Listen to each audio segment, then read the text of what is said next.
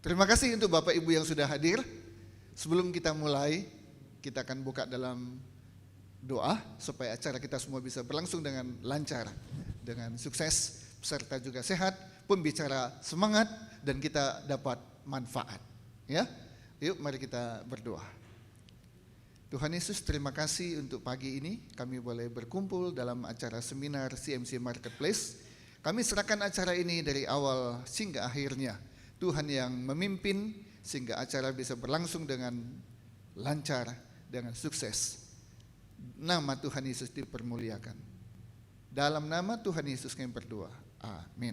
Tidak afdol rasanya kalau kita enggak nyanyi dulu satu lagu, ya. Oke, kita nyanyi satu lagu dan kemudian nanti kita akan mulai acara kita. Baik Bapak-bapak, Ibu-ibu, kita akan nyanyikan satu pujian dalam Yesus kita bersaudara. Semuanya semangat ya. Haleluya. Dalam Yesus kita bersaudara. Dalam Yesus kita bersaudara. Dalam Yesus kita bersaudara. Sekarang dan selamanya. Dalam Yesus kita bersaudara. Boleh Bapak Ibu bangkit berdiri supaya semangat ya. Kita nyanyikan sekali lagi. Dalam Yesus kita bersaudara. Kita bersaudara. Dalam Yesus kita bersaudara. Dalam Yesus kita bersaudara. Dalam Yesus. Dalam Yesus kita bersaudara. Sekarang dan selamanya. Dalam Yesus kita sekali lagi ya. Haleluya. Dalam Yesus kita bersaudara. Haleluya. Dalam Yesus kita bersaudara. Dalam Yesus kita bersaudara. Sekarang dan selamanya. Dalam Yesus kita bersaudara. Kita bersaudara. Dalam Yesus kita bersaudara. Sekali lagi ya, dalam Yesus. Dalam Yesus kita bersaudara. Berikan tepuk tangan yang meriah buat Tuhan kita. Haleluya.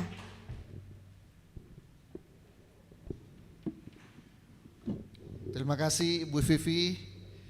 Silakan. Oh, sudah duduk ya. Oke, terima kasih. Baik, kita akan segera mulai acara kita. Acara ini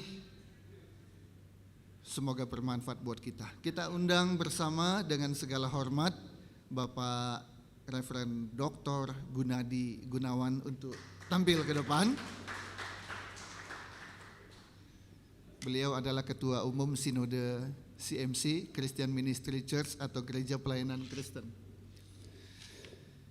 Yang kedua saya undang pembicara pertama kita adalah Evangelis Hengki. Silakan. Dua-duanya datang dari Jakarta. Ya, pagi-pagi sudah sini aja Pak. Sini aja. Sini aja. Kan saya moderator, jadi tengah-tengah Pak. Dua-duanya dari Jakarta, pagi-pagi udah siap-siap gitu ya. Untung sekarang sudah ada wus. Jadi sebentar sudah sampai. Puji Tuhan, terima kasih untuk Pak Gunadi, Pak Hengki yang sudah datang dari Jakarta untuk memberikan informasi yang bermanfaat bagi kita orang-orang Bandung. Tapi luar biasa, ternyata Pak Gunadi, peserta bukan cuma dari Bandung, dari Jakarta juga ada Pak. Mana ibu yang dari Jakarta Bu? Boleh berdiri? Ya, silakan berdiri. Ya, kita sambut tepuk tangan. Oh, ada dua ya? Ada dua. Nah tuh lihat, dua pembicara dari Jakarta dan dua peserta dari Jakarta. Luar biasa semangatnya. Dari Bandung sepertinya seluruhnya. Ya, oke. Ada juga saudara saya dari Parahyangan Leadership Institute. Ibu bisa berdiri? Iya, terima kasih hadir di tengah-tengah kita. Sekali lagi, semoga ini enggak pertama dan terakhir, ya, tapi ini perdana dan kemudian selanjutnya akan ada acara lagi dan membawa manfaat bagi kita semua. Baik, tidak berpanjang-panjang lagi. Sesi pertama kita akan segera, bukan sesi pertama sih sebenarnya ya, tapi ini pengantar. Ya, pengantar nanti akan disampaikan oleh Bapak Reverend Dr. Gunadi Gunawan. Persilakan, Pak.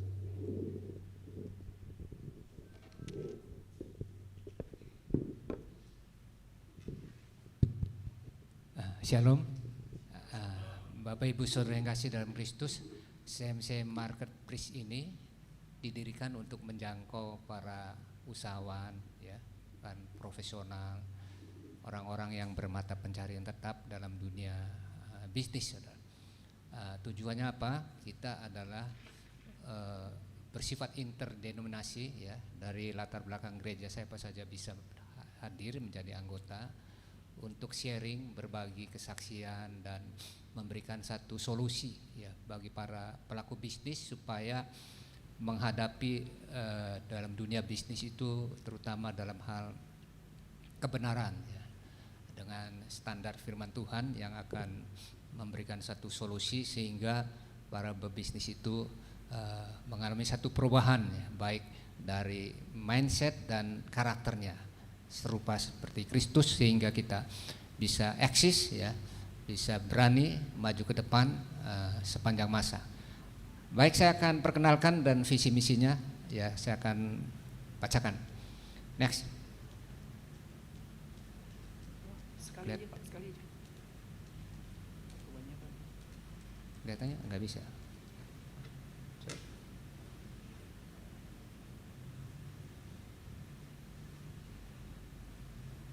Ya, memenangkan jiwa-jiwa bagi Kristus melalui para pengusaha yang menerapkan nilai-nilai kebenaran firman Tuhan, ya. Jadi produk unggulan kita adalah firman Tuhan. Firman itu Tuhan ini berkuasa, Saudara, untuk menegur, mengingatkan kita, mendidik kita para pelaku bisnis Kristiani supaya hidup dalam kebenaran firman Tuhan, ya. Jangan keluar dari rel kebenaran itu, Saudara. Kebenaran bersamanya dengan kejujuran, lawannya adalah pembohong, ya, munafik, topeng, kamuflase. Itulah yang kita akan ajarkan bagaimana hidup dipimpin oleh kebenaran, ya. Misinya melalui fellowship antar pelaku bisnis untuk saling menguatkan dan memberkati, Saudara, ya. Saudara yang datang terima berkat, berubah, nanti bulan depan bisa bersaksi, saling menguatkan, Saudara, ya, dan saling berbagi pengalaman Saudara di dalam komunitas ini. Menjadikan CMC Marketplace sebagai wadah untuk menghadirkan kerajaan Allah, Saudara, melalui dunia bisnis, ya. Jadi kita punya standar Alkitab firman Tuhan, itulah kerajaan Allah, kita hadirkan di dalam dunia bisnis, ya. Itulah, Saudara, sehingga kita hidup dipimpin oleh roh lagi, bukan hidup dipimpin oleh kedagingan yang menuju kebinasaan, ya.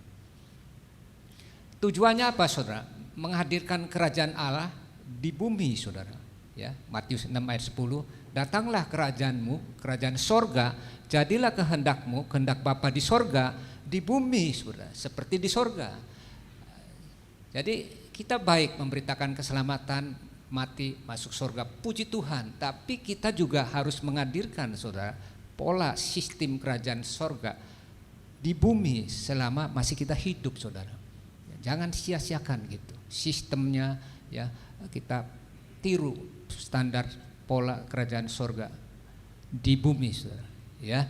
Yang pertama harus ada sang raja, ada pemimpin pemerintahannya, the King, Yesus Kristus, ya. Yang kedua adalah kerajaannya. Kita harus bentuk koloni-koloni, wilayah-wilayah, chapter-chapter atau His Kingdom. Yang ketiga ada keluarga kerajaan, Saudara, family, rakyat, masyarakat, jemaat, baru terbentuk, itu namanya kerajaan Allah, ya. Nah, sang rajanya kita sudah kenal, Yesus Kristus. Kerajaannya ekspansi wilayah-wilayah, ya, chapter di Jakarta kita buka chapter Jakarta Utara, Barat, Selatan, Timur, Pusat ya. Di Bandung nanti siapa yang terbeban bisa kontak saya. Saya buka Bandung Utara, Barat, Selatan, Timur karena ini harus ada perwakilannya, ambasadornya saudara, ya, duta-duta di wilayah. Dan ketiga harus ada anggotanya, family-familinya itu saudara ya. Kita mencari, menjangkau orang-orang yang terhilang, orang-orang yang meraba-raba keselamatan ya, tidak tahu jalan menuju sorga. Kita kasih tahu kabar baik. Datanglah ke sini. Dan saudara, bukan itu saja, bukan sekedar ditebus dosa saja, tapi ada satu pemulihan, perubahan hidup ya, dari karakter buruk menjadi karakter baik. Dari pengharapan yang sudah hopeless menjadi satu penuh pengharapan bersama Tuhan. Kita mengerjakan perkara-perkara yang besar dan gagah perkasa. Ekspansinya harus membuka di hotel saudara ya, restoran, mall atau function hall berupa ruko. Jangan di gereja karena ini kita adalah interdenominasi ya. Kita tidak akan membangun gereja, kita hanya membangun chapter-chapter saudara ya. Yang bagus itu di hotel, restoran, mall dan function. Dan selalu ada kalau pagi breakfast, kalau siang lunch dan kalau malam dinner supaya para pengusaha dan profesional ketarik saudara ya. Ayo kita ajak ke sini makan bersama gitu. Biasanya kalau orang diajak makan kan seneng saudara ya. Nah, mengapa harus di tempat tersebut di atas? Untuk menarik usahawan merasa dihargai dan senang, diundang untuk makan breakfast, lunch, dinner di tempat tersebut di atas sambil mendengarkan kesaksian pengusaha bertobat dipulihkan menjadi lahir baru ya. Banyak pengusaha-pengusaha yang tadinya nakal saudara bertobat lahir baru menjadi pengusaha yang baik ya. Mendengar firman Tuhan. Nah, firman Tuhan ini berkuasa dalam hidup saudara dan sanggup mengubah hati nurani saudara. Manusia terdiri dari 3, tubuh, jiwa dan roh. Tubuh perlu dirawat kesehatan, produk-produk kesehatan, nutrisi. Jiwa perlu dirawat dengan pengetahuan firman Tuhan, dan roh perlu diisi saudara ya, perlu diisi ya, menyembah dalam roh dan kebenaran sehingga kita bisa mengatasi bumi ini dengan kuat kuasa Roh Kudus ya. Bagi manusia mustahil, tapi bagi Tuhan tidak ada yang mustahil. Amin saudara. Dari komunitas kerajaan kejahatan menjadi komunitas kebenaran dan keadilan. Ya, saudara yang kasih dalam Kristus, dunia semakin tahun Alkitab berkata semakin jahat, saudara. Manusia di akhir zaman kasih menjadi tawar, ya, hidup egois, tidak lagi mementingkan kepentingan orang-orang lain. Ya. Kalau kita tidak waspada, kita tergiur masuk dalam satu komunitas kejahatan. Ya. Kejahatan itu banyak. Penipuan, pemalsuan, kebohongan, ya, lawan dari kebenaran, saudara. Ya. Dari komunitas najis, ya, menjadi komunitas kudus, ya, yang bisa memisahkan diri dari segala macam jenis dosa. Ya. Kalau orang Kristen betul-betul hidup kudus, saudara, berani dia menolak dosa. Ya. Alkitab berkata, janganlah kamu sesat, pergaulan yang buruk merusakkan kebiasaan yang baik, saudara. Hati-hati, saudara. Ya, janganlah kita bergaul dengan komunitas-komunitas yang buruk, saudara. Nah, kita lebih baik bergaul dengan komunitas yang baik, ya, supaya membangun dua hal ini, yaitu adalah kebenaran dan keadilan. Ya. Dan kedua adalah kekudusan. Nah, prinsip hidup ini kalau saudara jalankan di dalam dunia bisnis, dunia usaha, ya, dunia marketplace, saudara akan banyak teman dan saudara akan naik, memiliki satu reputasi, nama baik. Karisma bisa seketika, saudara bisa menjadi orang cerdas, orang pinter, tapi yang menopang saudara langgeng adalah karakter saudara. Ya, kalau karakternya buruk, seketika ambruk, sudah bukan ambruk lagi, sudah jatuh ketimpa tangga lagi, saudara. Ya. Berapa banyak pengusaha ditangkap KPK, masuk penjara, karena apa? Karakternya, saudara. Ya. Kehidupan inilah kebenaran dan keadilan dan kekudusan yang kita harus banyak belajar. Anggotanya Kristiani, orang-orang bermata pencarian tetap, usahawan, pemilik usaha, pedagang, investor, ya, kaum profesi, dokter, insinyur, pengacara, direktur, general manager, kaum birokrat, pejabat pemerintah, dan ketua departemen. Supaya apa, saudara? Supaya orang-orang tersebut memiliki jiwa memberi, bersama-sama mengembangkan chapter itu, ya, supaya bisa bertumbuh, ya, berkembang, ya. Susunannya satu chapter hanya 3, ketua, sekretaris, bendahara. Ya, jadi kalau saudara punya 3 susunan itu, bisa kontak saya, kita bisa resmikan dan kita lantik dan operasional langsung. Mengenai pembicara, kita siap dari Jakarta, ya. Sudah ada banyak tema, bisa untuk sampai setahun lah. Benefit anggotanya apa? Saya masuk ke sini, menukar kartu nama di saat acara seminar. Ya, saudara nanti break makan siang bisa menukar kartu nama. Ya, setiap anggota diizinkan presentasi produk usaha di acara seminar business gathering marketplace dengan menjadi supporter. Ya, saudara boleh nanti presentasi setengah jam produk usaha apa. Ya, saudara ya jadi sponsor juga, membiayai berapa gitu. Ya, sehingga produk saudara bisa dikonsumsi, saudara, dibeli sama sesama anggota, begitu. On the spot, tiap 3 bulan sekali ke lokasi anggota yang perusahaannya sedang berjalan sukses. Ya, jadi ada beberapa anggota yang kasih tahu lah kalau dia buka klinik, salon apa sukses, ya kita lihat on the spot. Kalau dia buka peternakan ayam, ya sampai ribuan ayam menghasilkan telur, kita lihat ke situ.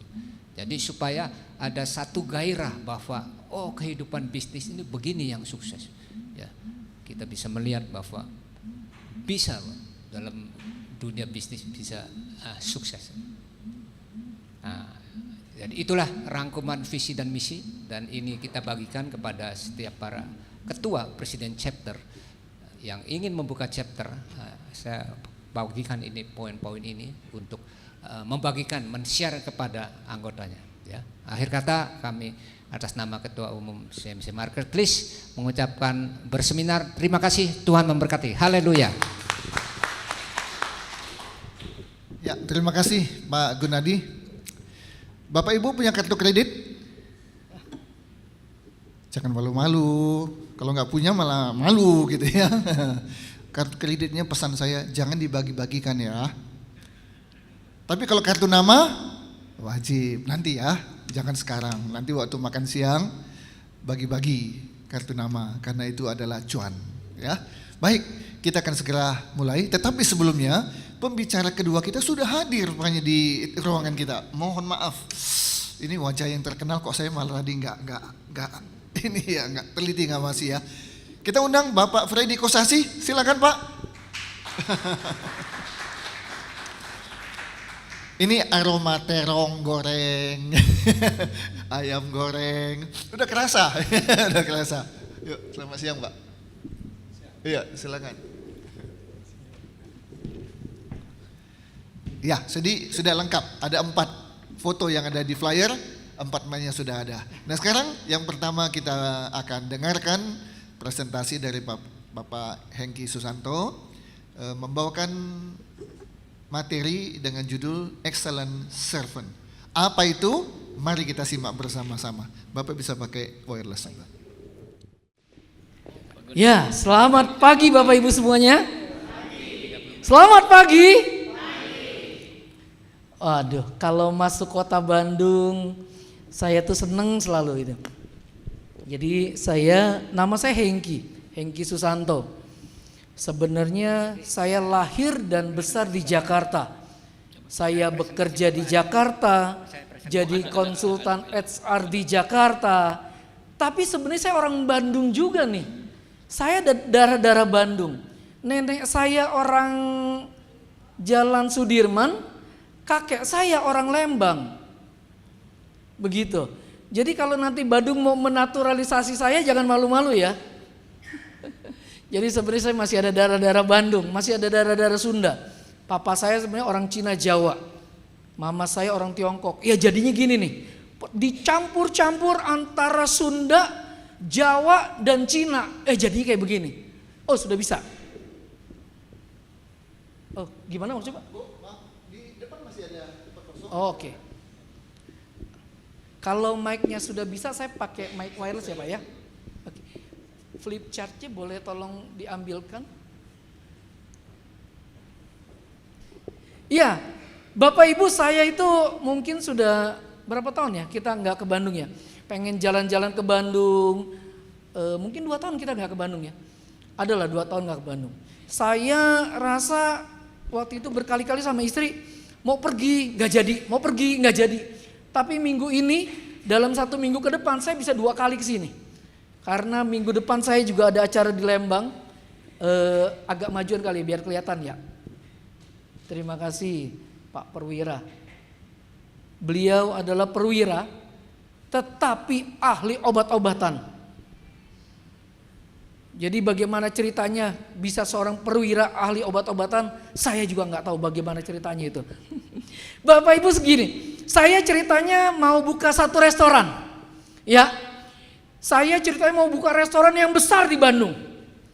Karena saya sudah lama nggak ke Bandung, saya pengen tahu, kalau saya buka restoran, yang Bapak Ibu harapkan, Bapak Ibu akan dapat apa dari restoran saya? Yang pertama, makanan enak.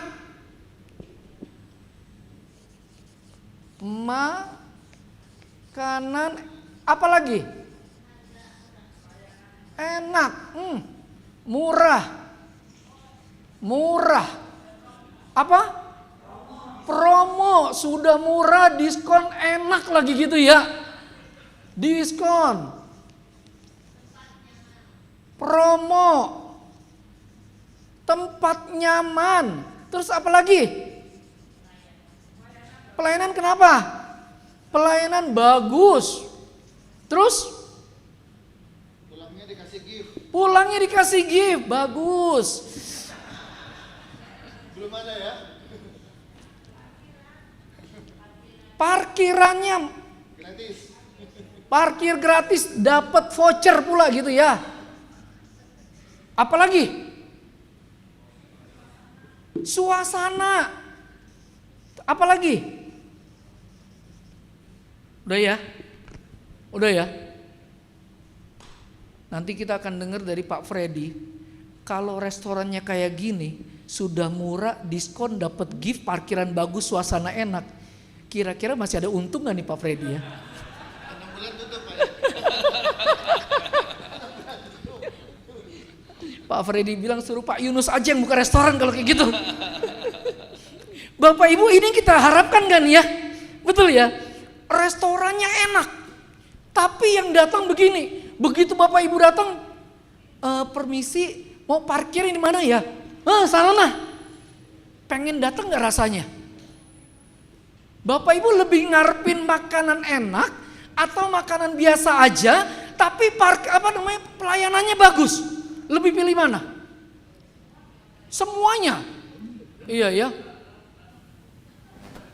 Memang ibu-ibu tuh suka begitu sih. Sorry Pak, thank you. Terima kasih Pak Yunus, terima kasih Pak. Iya, memang begitu. Pada dasarnya kita pengen pelayanan bagus, makanan enak, promo, murah, tempat nyaman, diskon, sudah murah, diskon, promo, dapat gift pula. Suasana bagus, AC sejuk, betul ya? Ya enak banget nih tempatnya pasti nih. Parkiran bagus, bersih, ditambahin lagi tuh Bapak Ibu, bersih. Apalagi yang kurang dari ini restoran? Ini restoran pasti restoran keren ini. Betul ya? Gitu. Bapak Ibu, satu kali saya datang ke satu tempat, satu kali saya baca satu artikel, artikelnya itu bilang begini, di Menteng, jadi di Jakarta itu ada satu daerah namanya Menteng. Menteng itu daerah tempat orang-orang kaya. Ada orang review tempat kopi. Review tempat kopi di TikTok rame itu yang komen. Tempat kopinya nggak terlalu besar. Tempat kopinya nggak terlalu besar, tapi orang ini review begini. Tahu nggak? Kopi di sini enak, tapi bukan terenak. tempatnya nggak besar, tempatnya nggak kecil juga, tapi lumayan nyaman. Dan ketika kita datang ke sana, pelayannya langsung bilang begini, Pak, Bapak suka kopi seperti apa? Pelayannya ramahnya luar biasa. Pelayannya luar biasa, sangat menghargai para pengunjung. Dan Bapak Ibu bilang begini, dia bilang gini, setiap kali saya punya waktu setengah jam, saya tidak akan pernah mau ngopi di sana. Lu kenapa setengah jam nggak mau ngopi di sana? Dia bilang sayang waktunya. Saya pengen nongkrong di sana minimum 2 jam. Karena pelayannya bagus. Diajak ngobrol, diajak diayomi, dilayani dengan sangat-sangat baik. Tapi dia bilang gini, kopinya biasa aja. Dia tekankan kopinya bukan kopi kelas 1, tapi pelayanannya kalau kamu pengen healing, kalau kamu pengen tempat yang nyaman untuk dilayani, cari tempat kopi ini katanya. Tempatnya nggak besar, untuk itu parkiran juga nggak terlalu besar. Tetapi ketika dia datang, dia dipelayani dengan sangat enak. Dari mulai parkir sampai belakang. Karena apa? First impression adalah sebuah kekuatan, betul ya? Orang akan lihat ketika kita ketemu, bagaimana kita sombongnya, bagaimana kita songongnya, itu sudah kelihatan dari air muka kita, betul ya? Orang kalau nggak ramah tuh kelihatan kok, betul ya Pak ya? Orang kalau nggak ramah, dari cara dia salaman aja udah tahuan. Kalau orang Jakarta bilang songong, orang sini bilang apa ya? Belagu, oh belagu tuh. Apa? Nah itu tuh. Nah, belum apa-apa rasanya songong banget. Kita tuh rasanya nggak welcome gitu loh, betul ya? Makanya banyak ibu-ibu kalau pagi-pagi ke bank. Ketika ditanya, Bu ngapain sih lu Bu tiap pagi ke bank? Iya, gue tuh seneng ke bank. Karena kalau di bank, gue datang pagi-pagi, satpamnya nyapa. Selamat pagi Ibu. Di rumah gue gak pernah ketemu suami gue ngucapin selamat pagi katanya. Pagi-pagi mukanya suami gue udah ditekuk katanya. Pagi-pagi jangankan nyapa istri. Pagi-pagi lihat handphone. Pagi-pagi sudah sibuk dengan handphonenya. Ada banyak orang akhirnya jauh dengan orang dekat. Karena apa? Karena nggak di-maintain. Karena nggak dilayani. Ternyata Bapak Ibu, dari poin-poin ini semua, ternyata yang paling tinggi adalah bicara tentang pelayanan bagus. Setuju ya?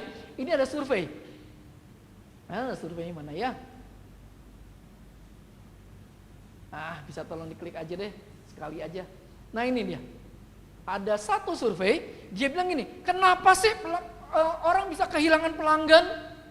Kenapa sih orang yang tadi pelanggannya ke kita melulu, belanja di kita mulu, kok tiba-tiba bisa pergi sih? Ternyata 1%, cuma 1% karena pelanggan itu meninggal dunia. Yang kedua, karena pelanggan itu pindah alamat. Yang tadinya tinggal di sini pindah ke Tasikmalaya misalkan. Jadi dia udah gak belanja lagi di kita. Yang ketiga, pelanggan itu mencoba alternatif lain. Yang keempat, pindah ke kompetitor. Ini yang mengerikan. Kenapa pindah ke kompetitor? Biasanya gak dapat layanan yang baik. Biasanya gak dapat layanan yang memuaskan. Betul ya? Yang kelima, tidak puas dengan produk atau jasa. Beberapa tahun lalu saya kerja di sebuah bank asing.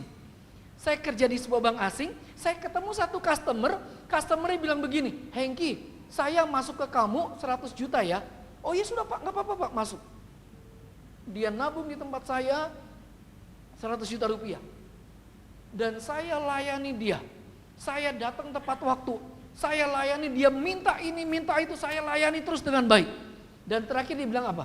Hengki, saya punya saudara. Saudara saya rasanya mau deh kalau invest di kamu. Oh iya Pak, boleh Pak. Singkat cerita, saudaranya invest di saya 500 juta. Tadi dia 100, saudaranya 500. Terus dia bilang gini, Heng, lu mau nggak tawarin temen deket gua? Oh iya boleh pak, dia referensikan saya. Temen deket yang simpen berapa ke saya? 150 juta. Dan saudaranya yang tadi itu datang lagi ke saya bilang gini, Pak Hengki, boleh nggak bapak ke tempat saya lagi? Oh boleh. Begitu saya datang, dia naruh lagi di saya 1,2 miliar. Ini saya bicara 20 tahun lalu ya. 1,2 miliar. Terus customer saya yang pertama tadi bilang lagi, Pak Hengki, gue mau nambah dong. Oh nambah berapa pak? Nambah 1,3 miliar. Dari dia aja saya sudah dapat hampir 3 miliar orang nabung di tempat kami. Saya tanya, Pak kenapa sih bapak mau sama saya untuk nabung banyak begini? Teman-teman bapak direferensiin, saudara bapak direferensiin. Iya, gue setuju sama lu, cara layanin lu bagus, dia bilang gitu. Dan saudara tahu, terakhir dia ngomong apa? Kalau lu pindah bank, lu kasih tau gue ya, gue akan pindahkan semua dana gue ke lu. Jawabannya apa? Pelayanannya. Dia minta Hengki datang jam 1, saya datang jam 1 kurang. Hengki datang jam 10, karena jam 11 gue mau meeting. Jam 10 kurang saya sudah ada di kantor dia. Saya layani, ini bisa begini gak sih? Bisa gak sih gue kalau dapet ini? Bisa pak. Saya layani dia dengan sungguh-sungguh. Sampai hari ini, nasabah saya itu masih berhubungan dengan saya. Dan terakhir dia bilang gini, hey, lu sekarang kerja di mana? Di bank mana lu? Gue pindahin dana gue. Enggak, sekarang saya konsultan HRD dan saya pembicara motivasi, saya bilang gitu. Ya sudah, kantor gue nanti cari pembicara, lu jadi pembicaranya. Gara-gara apa? Layanin sungguh-sungguh. Balik lagi nih Pak ya, orang bisa melayani sungguh-sungguh keluar dari hati yang itu dia. Dan 68% orang pindah pelanggannya karena apa? Karena pelayanan yang mengecewakan dan gak sopan. Betul ya Pak ya? Betul ya? Orang banyak bilang begini, gak apa-apa deh tempat parkirnya kecil. Kadang gua kesana mepet banget kalau taruh mobil. Naruh parkir motor juga rasanya sempit banget. Tapi kalau pelayanannya bagus, begitu kita datang, Pak mohon maaf Pak, parkirannya lagi agak sempit nih Pak. Kami lagi banyak pengunjung, boleh gak Pak agak di luar sedikit? Tapi dianterin, kapan ya? Saya itu berapa hari lalu kita ke mall ya?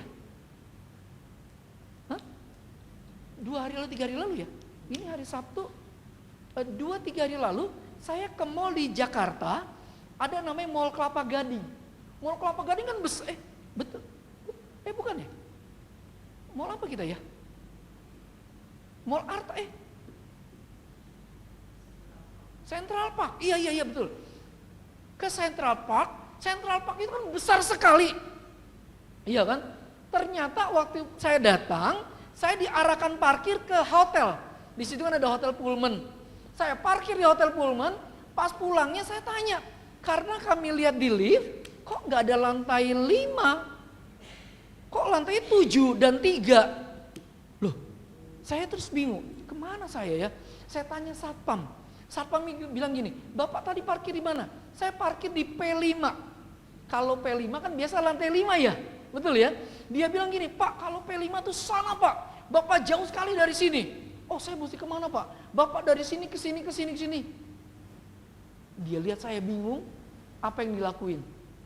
Pak, saya antar saja.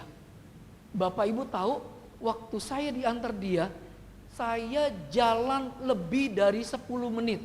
Artinya jauh tuh. Betul ya? Kami naik eskalator turun dan ke ujung lagi, sampai ujung dia lewatin parkiran lagi. Temennya tanya, mau kemana lu? Mau anterin ini customer yang gak ketemu parkirannya. Sampai deket mobil saya, dia bilang gini, Pak ini sudah deket parkiran lantai mobil Bapak, harusnya Bapak gak jauh dari sini. Oh iya Pak, oke Pak, saya sudah ingat. Pertanyaan saya, besok kalau datang ke situ pengen parkir di situ lagi nggak? Pengen ya? Iya kan, seneng ya kita ya, dilayani sampai kayak gitu ya. Dia tinggalin posnya, dia anterin. Ayo Pak, sini Pak, mari Pak. Sampai puas sekali saya. Cuma tulisan belakangnya, no tipping. Gak boleh ngasih uang tip. Saya tuh pengen kasih uang tip sebenarnya. Karena kami jalan cukup jauh. Untuk apa? Untuk dapetin itu. Pak, Bu, ada orang yang suka melayani dengan sampai kategori gini, puas. Pertanyaan saya, apakah kita cukup sampai kata puas? James Quiss, orang pembicara, bilang begini, harusnya kita tidak cukup sampai kata puas. Jadi begini,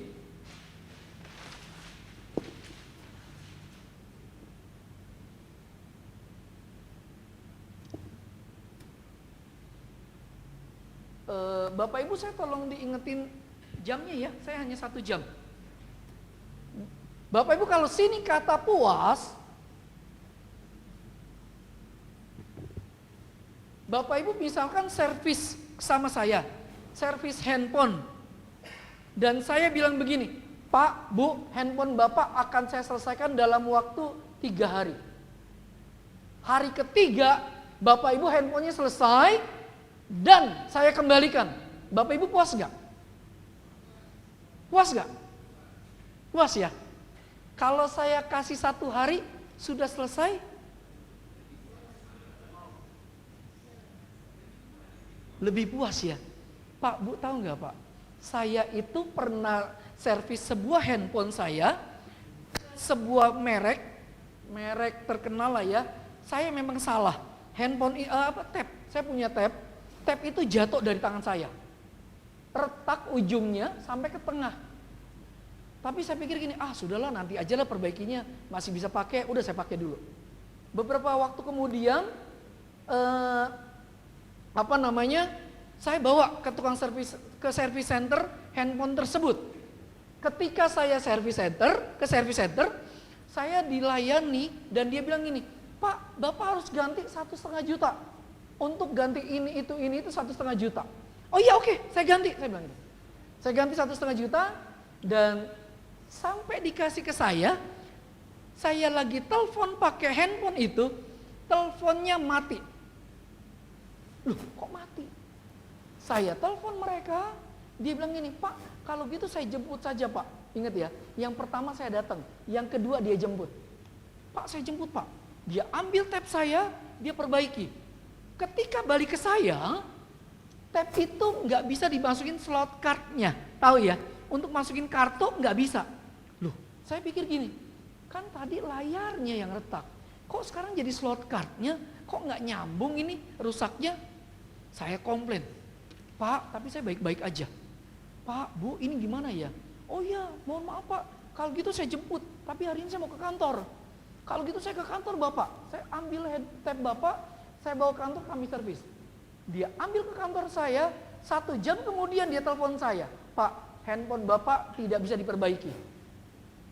Saya minta waktu untuk kami meeting bagaimana penyelesaiannya.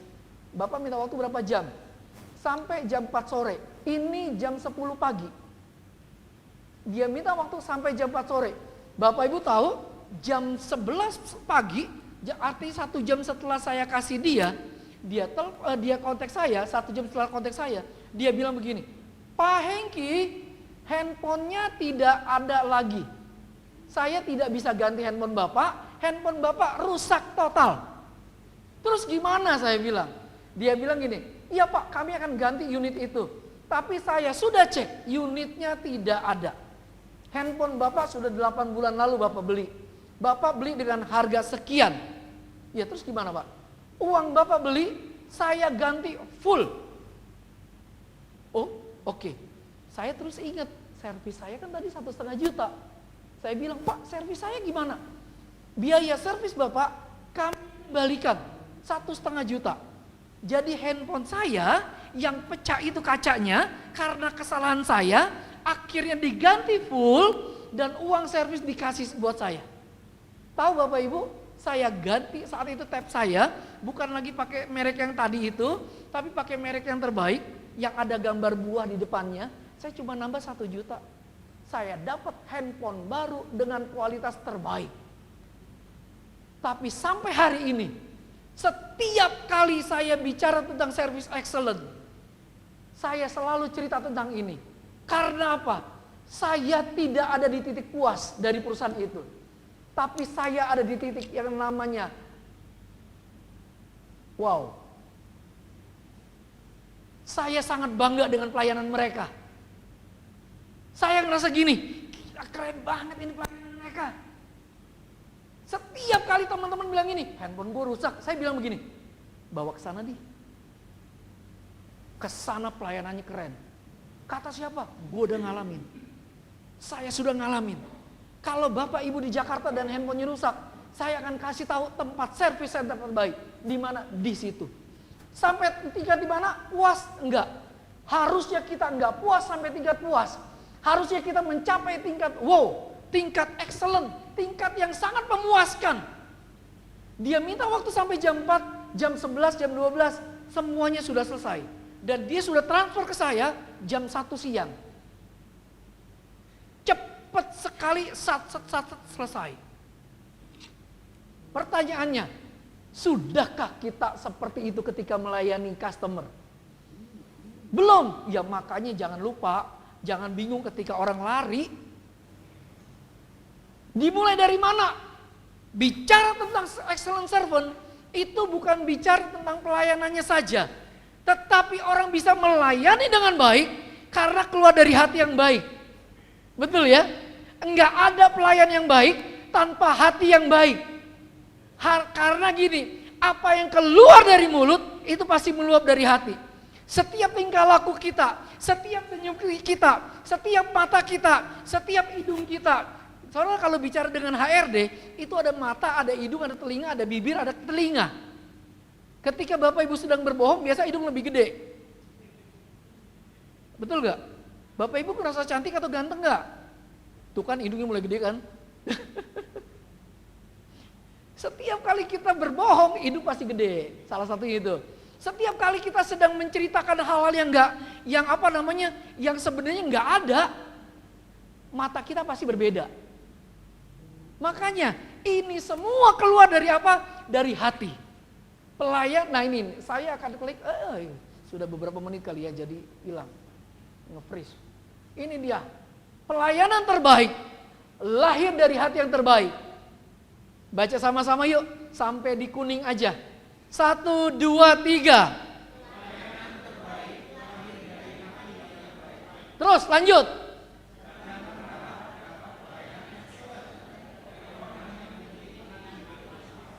Betul atau enggak? Betul enggak? Colek sebelahnya bilang gini, hati lu gimana?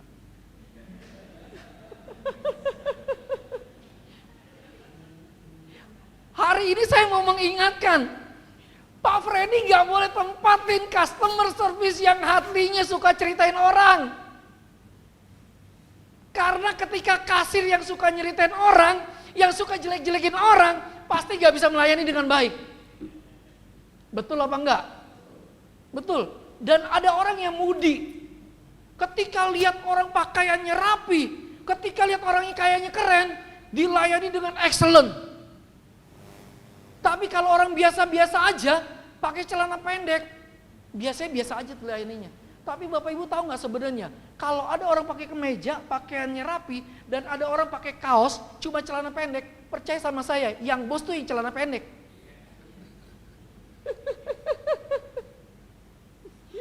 Yang pakai kemeja, pakai jas, yang pakai kemeja, pakai celana panjang, biasa anak buahnya. Kenapa anak buahnya pakai kemeja, pakai celana panjang? Karena dia nggak enak sama bosnya. Tapi kalau bos pakai celana pendek, kenapa? Ya sudah, dia udah bosan dari dulu pakai celana panjang. Kalaupun pakai celana pendek dia udah kaya kok gitu. Jadi makanya kalau pelayanan tuh jangan lihat-lihat orang, layani aja. Ada satu cerita bilang gini, ada satu toko baju, ketika satu orang datang dengan pakaian yang biasa-biasa aja, seorang ibu-ibu pakaiannya biasa aja, dilayani oleh satu orang wanita, layaninya bagus banget. Baju kan toko baju tuh paling ribet ya, dilihat-lihat, kayaknya kurang deh, dilipet lagi, betul ya? sudah dibuka lagi yang satu. Saya mau yang hijau dong. Udah dibuka-buka, nggak jadi deh. Yang merah aja. Dari cari hijau, cari merah, ujungnya nggak beli dan ngebuka 5 baju katanya. Bajunya sudah dibuka, dia lipat, sedang dia lagi ngelipet, temennya datengin. Lu tau nggak? Itu orang mah nggak bakal beli. Temennya gitu tuh. Ibu-ibu kalau sudah mulutnya mulai miring-miring, biasanya nyeritain orang tuh. Lu tau nggak? Nggak bakal beli tuh orang tuh. Akhirnya cuma bongkar-bongkar doang kan? Lu sekarang ngelipetin. Iya nggak apa-apa. Kenapa sih lu rajin-rajin banget? Iya. Jadi minggu lalu ketika saya ngelamar kerja di sini, si bos bilang, kamu harus layanin customer dengan baik ya. Ya sudah, saya layanin aja. Masalah dia beli gak beli, urusan dia katanya. Jadi saya harus layanin aja dengan baik. Saya disuruh ngelayanin, ya udah saya layanin. Lagi ngobrol-ngobrol begitu, ibu yang tadi datang lagi ke toko sini lagi. Temennya bilang apa? Tuh, lu layanin lagi tuh. Ternyata di belakang ibu ini ada 7 orang datang. Lu sini. Lu kesini aja kalau beli baju. Pelayanannya bagus tuh.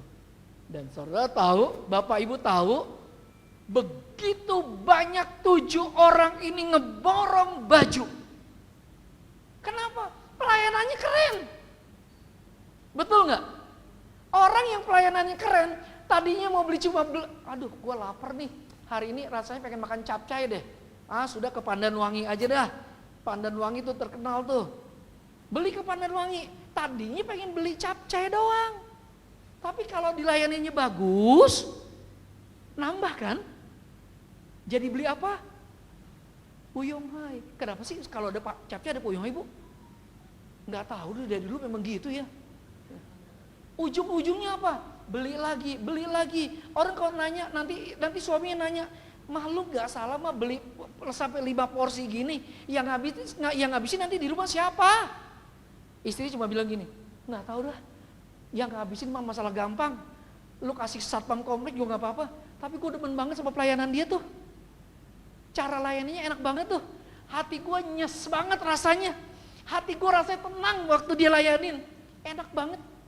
Sudah ya, gimana bisa melayani dengan baik? Ya keluar dari hati yang baik. Makanya pastikan karyawan kita jangan tempatin orang yang suka bete di bagian depan. Front office. Kenapa? Ketika dia bete, customer kita pasti kabur. Jangan pikir gini, cuma satpam, cuma tukang parkir, awas.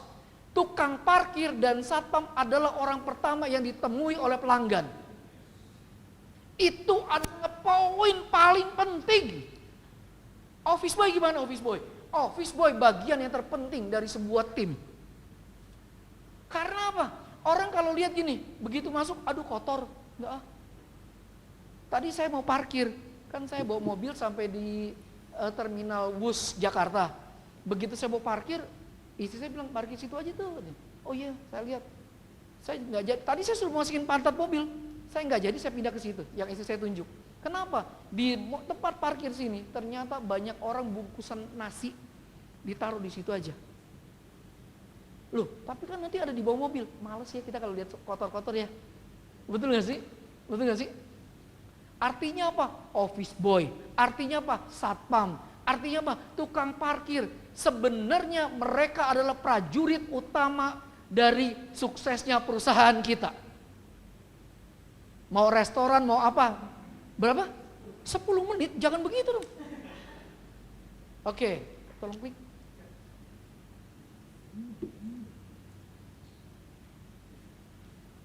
Merubah apa yang ada di dalam, apa yang keluar harus dimulai dari apa yang di dalam. Kita nggak akan pernah bisa ngerubah orang yang keluar dari orang itu. Tetapi kita bisa ngerubah apa? Apa yang ada di dalam dia. Dan ngerubah apa yang ada di dalam dimulai dari apa yang masuk. Keluar berasal dari apa yang di dalam.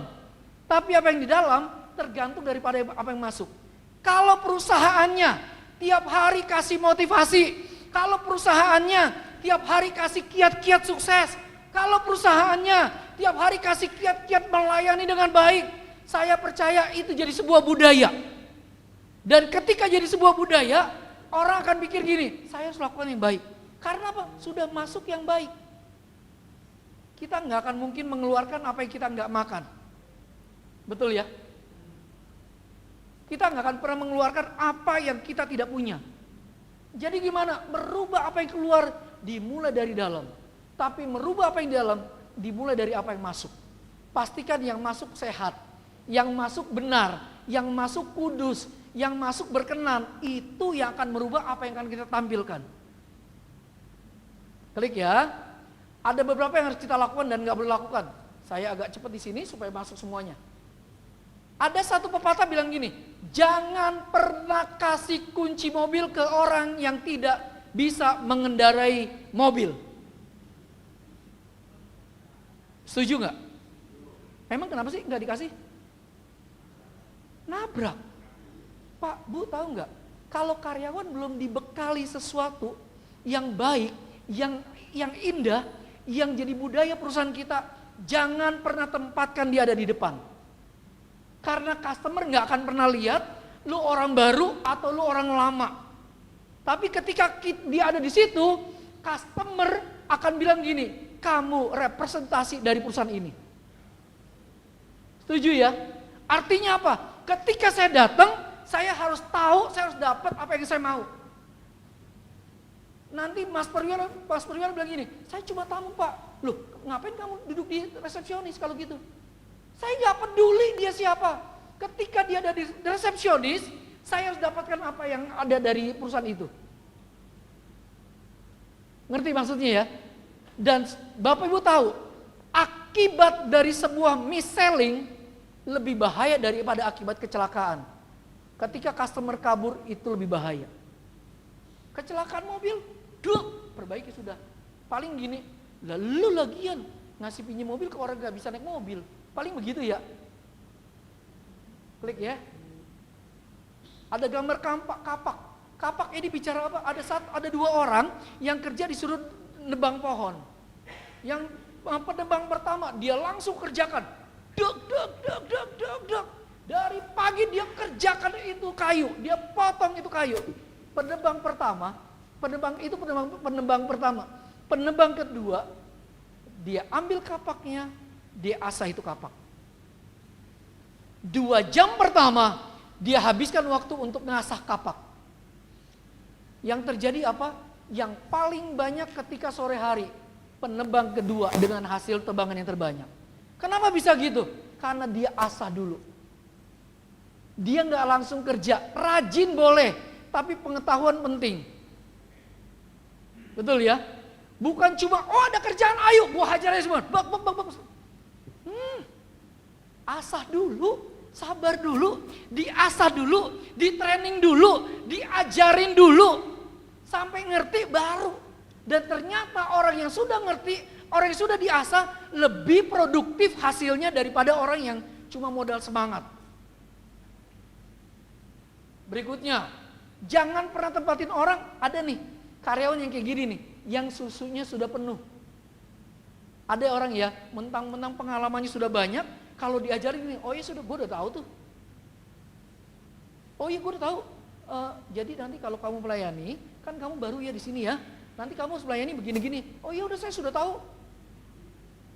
Jangan pernah terima karyawan yang ngerasa gelasnya sudah penuh. Karena apa? Dia gak akan pernah bisa belajar lagi. Dan ujung-ujungnya apa? Dia akan banding-bandingkan. Di tempat lama saya begini loh. Di tempat saya begini. Betul kita mungkin pinter. Betul mungkin kita hebat. Ayolah jadi orang yang ngosongin diri. Supaya apa? Supaya bisa belajar. Kalau Bapak Ibu datang ke sini dengan lihat saya sambil bilang begini. Ya, yang datang orangnya seperti ini. Saya pikir kayak Ari Wibowo, ganteng tinggi. Bapak Ibu gak akan dapat apa-apa. Tapi kalau Bapak Ibu datang gini, hari ini saya mau belajar, pasti saya dapat. Itu namanya gelasnya dikosongin. Pulang dari sini pasti terisi. Betul ya? Kalau nggak pernah dikosongin, kalau ngerasa sudah penuh, kalau ngerasa sudah pintar, datang cuma ngobrol doang, di ruangan nggak belajar, percaya sama saya nggak akan dapat apa-apa. Dan sayangnya waktu kita habis terbuang setengah hari ini. Ngapain ngobrol-ngobrol doang? Lebih baik ngobrol nanti di luar. Iya kan? Bukan soal nggak menghargai di depan, bukan. Tetapi sayang waktunya. Yang terakhir, ingat, intonasi selalu merubah arti.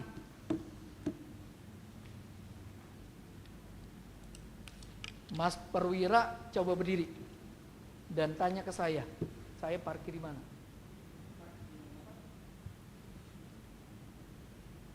Sana nah. Coba tanya lagi. Oh, di sana parkirnya. Jawaban saya sama enggak? Sama-sama sana ya. Di sana Pak, masih ada parkir. Thank you. Enakan yang ke satu atau yang kedua? Yang sering kita lakuin yang mana? Tinggal bertobat aja sih gampang ya. Makanya datangnya untuk belajar, gitu ya, supaya dapat sesuatu. Intonasi selalu merubah arti. Kalau karena saya kenal dekat dengan Mas Perwira, ketika dia melakukan salah, gue tuh kesel banget sama lu. Kayaknya bodoh banget sih lu. Tapi kan dia tahu ya, walaupun saya katain bodoh kan saya lagi bercanda nih. Betul ya? Tetapi kalau saya WA, lu gitu aja gak bisa, bodoh banget sih. Orang lihat WA lebih sakit hati rasanya daripada digomongin. Betul ya? Dan hati-hati ketika lewat telepon. Orang kalau lewat telepon langsung ke otak ngomongannya. Dan seringkali ngomong salah lewat telepon ributnya panjang. Betul ya? Makanya hati-hati dengan intonasi. Intonasi selalu berubah arti. Bapak Ibu kalau keluar dari sini, ingat intonasi kita harus benar. Tenang saja, ingat apa yang keluar tergantung dari hati. Ya kan? Kalau hatinya bagus, ya keluar bagus. Ini dia excellent. Saya akan cepat di sini supaya kita dapat semua, tapi saya percaya ini materi terakhir saya, bagian terakhir. Apa itu excellent servant? Yang pertama service. Service itu bicara gini, service bagus lahir dari hati yang bagus. Jangan pernah benahin servisnya dulu sebelum membenahin hati. Kadangkala kita sibuk dengan benahin servis. Servis yang kita benahin. Nanti kalau ada orang begini ya, kalau ini begini ya, teorinya begini ya, SOP-nya begini ya. Betul. Tapi bikin dulu pembenahan hati. Saya punya namanya HR konsultan yang saya saya dirikan sendiri. Namanya Bangun Manusia Baru. Ada orang nanya sama saya, "Hengki, kenapa namanya Bangun Manusia Baru?" Saya berharap setiap perusahaan Bapak pakai jasa kami, karyawan Bapak jadi manusia yang baru. Cara melayaninya beda, pola pikirnya beda, cara bicaranya beda, cara bertemannya beda. Karena ingat, customer bukan cuma orang yang datang, tapi kita juga yang satu kantor ini bicara tentang customer. Betul ya? Karena customer ada dua macam, customer internal dan eksternal. Kadang-kala kita pikir customer kita cuma yang datang ke toko kita, ke restoran kita. Enggak. Customer internal pun perlu dilayani. Dan pelayanan terbaik lahir dari hati yang terbaik. Yang berikutnya, orang bisa melayani kalau hatinya rendah hati. Orang gak akan pernah bisa melayani kalau tinggi hati. Bapak Ibu tahu ada satu orang capres yang waktu itu, saya gak sebut nama ya, yang kalau ngomong gini, izinkan kami berkuasa, kami akan begini, gini. Saya direct message ke orang itu, saya pikir direspon atau enggak terserah lo. Saya bilang begini, "Pak, tolong kalimatnya diubah sedikit. Bukan izinkan kami berkuasa, tetapi dirubah jadi izinkan kami melayani rakyat." Dan Bapak Ibu tahu, kurang lebih sebulan kemudian, orang yang sama, kandidat yang sama, dia bilang begini, "Saya bukan ingin berkuasa, tapi saya ingin melayani rakyat." Keren ya? Keren ya? Di depan saya ada Bapak Gembala. Kalau Bapak Ibu tanya, gembala itu seperti apa sih? Gembala itu cuma satu, melayani. Betul Pak ya? Gembala itu bukan cuma memimpin itu cuma jabatan struktural. Yang terpenting ketika kita adalah melayani. Dan hari ini saya sedang melayani Bapak Ibu. Dan orang yang sedang saya layani artinya apa? Lebih tinggi dari saya derajatnya. Saya tidak akan pernah bisa melayani kalau saya ngerasa hati saya lebih tinggi dari Bapak Ibu. Kalau saya lebih keren dari Bapak Ibu. Kalau saya ngerasa lebih kaya dari Bapak Ibu, saya tidak akan pernah bisa melayani dengan baik. Untuk itu butuh yang namanya kerendahan hati. Berikut ya. Kenapa ada gambar domba di samping? Ternyata domba itu hidupnya bergerombol. Dan ternyata domba itu kalau satu lagi sakit, mereka akan saling support. Gitu. Saling menguatkan. Kalau ada pegawai yang lagi ngerasa gini, aduh kenapa ya, kok gue tadi datang telat aja dipotong sama si bos ya. Bukan jawabannya gini, emang bos kita mah brengsek. Dikit-dikit motong, main duit mulu tuh bos tuh. Giliran kita lembur gak dihitung. Bukan gitu jawabannya. Tapi mari kita saling menguatkan. Sudah, yuk lain kali jangan telat lagi. Lain kali harus lebih tepat lagi. Ya memang nanti ketika kita jadi bos, ketika kita jadi pimpinan, kita juga mungkin kesel kalau lihat anak buah suka telat. Makanya jangan telat ya. Mau nggak gue bantuin miss call ke lo? Kalau jam sekian, supaya lu bangun. Itu yang namanya saling menguatkan. Bukan ketika ada orang punya masalah, justru makin dihancurin. Sampai orang kecewa. Dan orang yang kecewa biasanya kumpul dengan orang yang kecewa. Kecewa tambah kecewa sama dengan resign. Pak, Bu, saya kasih tips ya. Bagaimana kalau Bapak Ibu punya anak cucu yang mau kerja, tanya kantor itu orang yang kerja paling lama berapa tahun dan yang paling muda berapa tahun. Kalau sampai karyawannya bisa, karyawan di sini mah rata-rata 30 tahun. Saya jamin kantornya bagus tuh. Enggak neka-neko tuh biasanya tuh. Saya disuruh pegang sebuah perusahaan hari ini, 3 perusahaan yang saya pegang. Ketika saya masuk ke situ, saya tanya, karyawan sini yang paling muda, usia kerjanya berapa ya? 19 tahun. Ada yang 29 tahun, ada yang 32 tahun. Saya pikir sadis, tapi memang bagus. Bagus gitu. Yuk saling muatin yuk, kalau ada masalah bukan saling jelekin yuk. Supaya apa? Supaya kita jadi satu. Ingat, orang yang saling menjelekan enggak akan pernah kuat. Menjelekin, ingat ya, dan Bapak Ibu bagian dari orang yang akan dijelekin. Kalau hari ini saya ceritain, Bu, tahu nggak Bu, perwira tuh Bu, orang itu kayak gini-gini Bu. Ibu percaya sama saya, bentar lagi saya ngobrol sama Bapak, Ibu saya ceritain.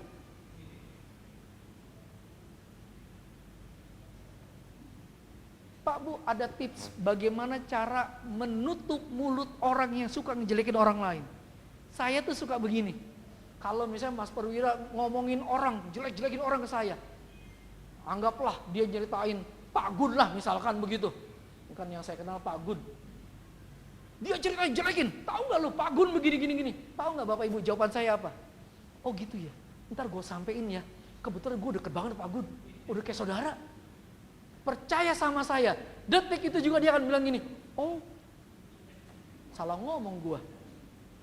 Tapi kalau nggak kayak gitu, makin banyak om diceritainnya, makin banyak om ngejelek-jelekin orangnya. Saya harus tutup mulut orang itu supaya apa? Supaya nggak belajar jelekin orang lain.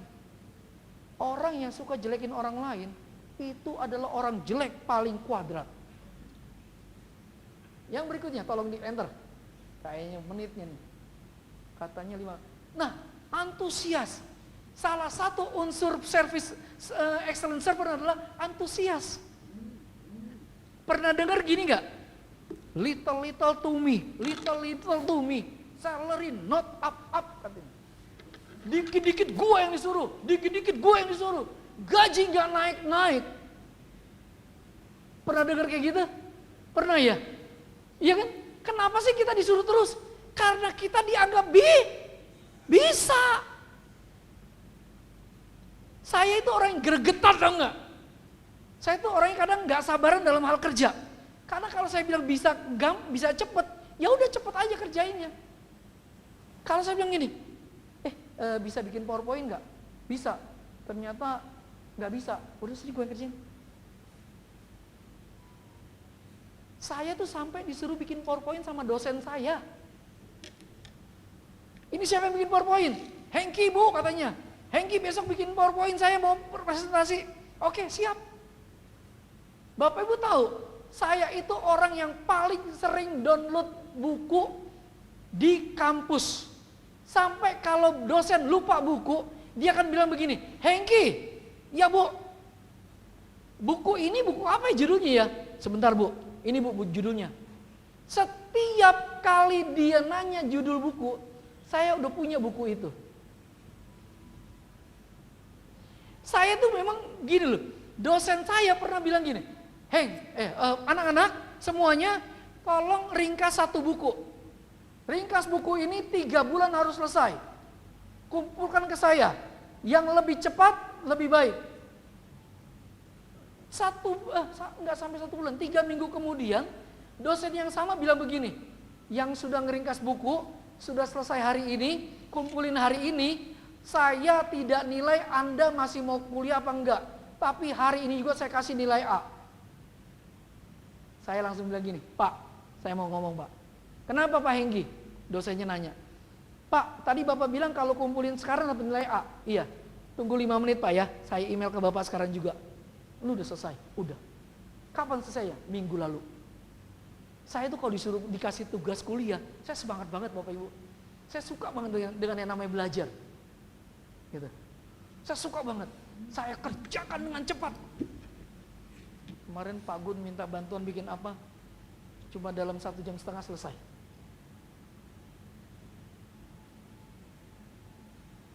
Saya tuh pengen semuanya, ayo satset tapi juga berbobot. Saya nggak suka dengan orang yang asal-asalan. Kalau bisa kasih yang terbaik, kasih yang terbaik. Terakhir. Yang terakhir.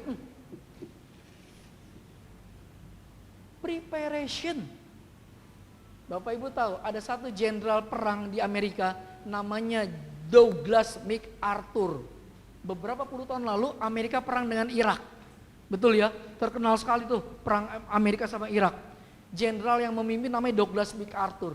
Dia bilang gini, lebih baik berdarah saat latihan perang daripada berdarah saat perang. Ngerti maksudnya ya? Lebih baik berdarah saat latihan perang daripada berdarah saat perang. Maksudnya gimana? Kalau berdarah saat perang, pelurunya masih peluru karet. Tapi kalau sudah perang beneran, itu peluru beneran. Artinya kalau berdarah, mati namanya. Kekuatan sebenarnya sebuah presentasi, kekuatan sebenarnya sebuah pelayanan, kekuatan sebenarnya sebuah perjalanan, kekuatan sebenarnya sebuah perang, kekuatan sebenarnya sebuah usaha, kekuatan sebenarnya sebuah rancangan. Bukan pada kekuatan modal, tetapi pada kekuatan preparation, perencanaan. Kita kuat dalam hal perencanaan, hasilnya pasti akan kuat. Bapak Ibu mungkin akan bilang gini, loh Hengki ini presentasi cuma beberapa slide. Percaya sama saya menyiapkan ini nggak cukup 3 hari. Saya nyiapkan ini berhari-hari. Oh di sini ada istri saya belum kenalin ya. Ini istri saya, diri dong.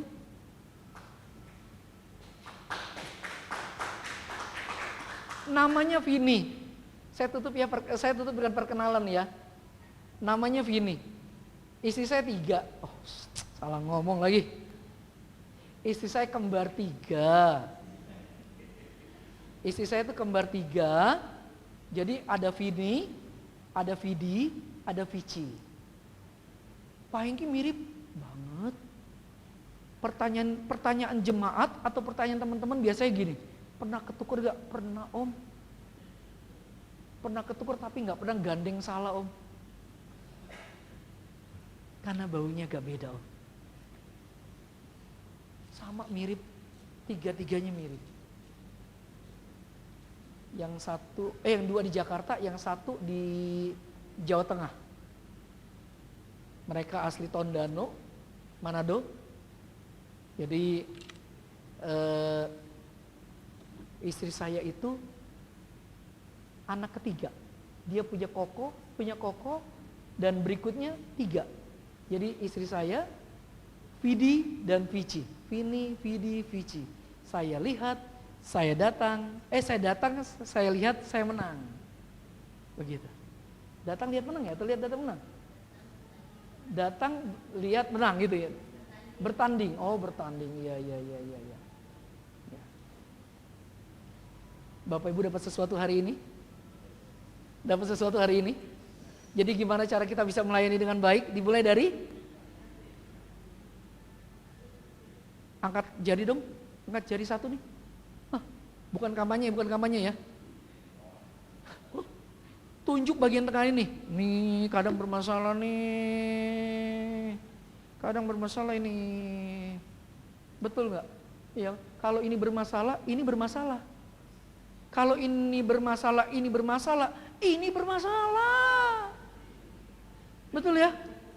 Dapat sesuatu hari ini ya. Kita lanjutkan nanti kalau saya diundang ke Bandung lagi ya. Tuhan Yesus memberkati. Baik, terima kasih Pak Hengki. Bapak Ibu, saya mau menawarkan, apakah kita lanjutkan dengan tanya jawab atau dilanjutkan dengan pembicara kedua, setelah itu baru question and answer-nya bersamaan. Bagaimana?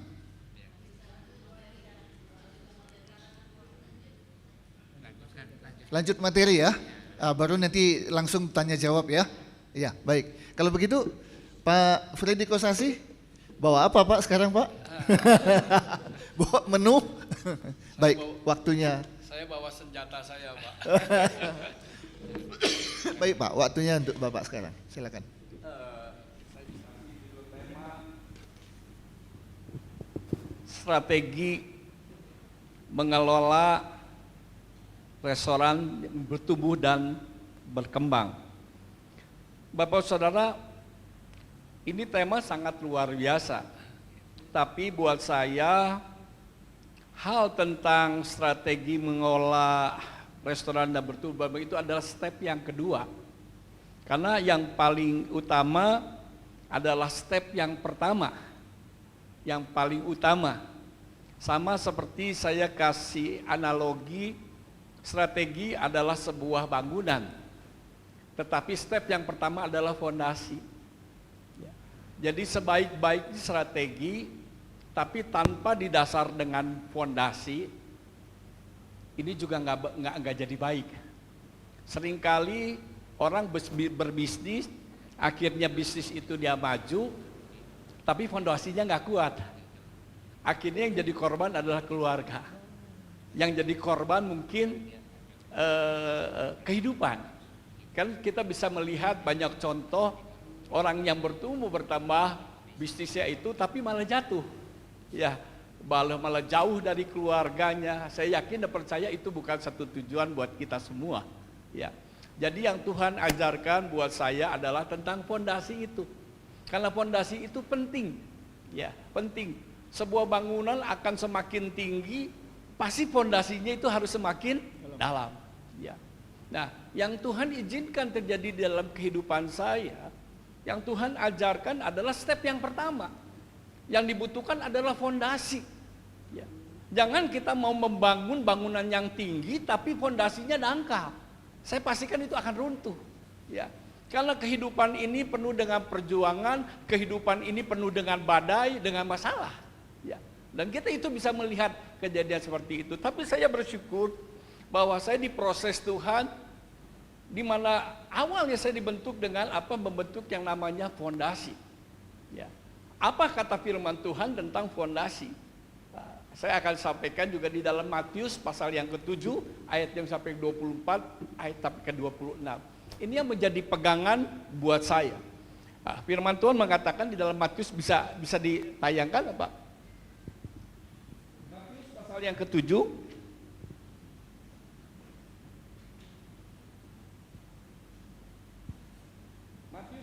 ke-7, ayat 24 sampai dengan ayat yang ke-27. Di mana firman Tuhan berkata, setiap orang yang mendengar perkataanku dan melakukannya, ia sama dengan orang yang bijaksana yang mendirikan rumahnya di atas batu. Kemudian turunlah hujan dan datanglah banjir, lalu angin melanda rumah itu, tetapi rumah itu tidak rubuh sebab didirikan di atas batu. Tetapi setiap orang yang mendengar perkataanku ini dan tidak melakukannya, ia sama dengan orang yang bodoh, yang mendirikan rumahnya di atas pasir.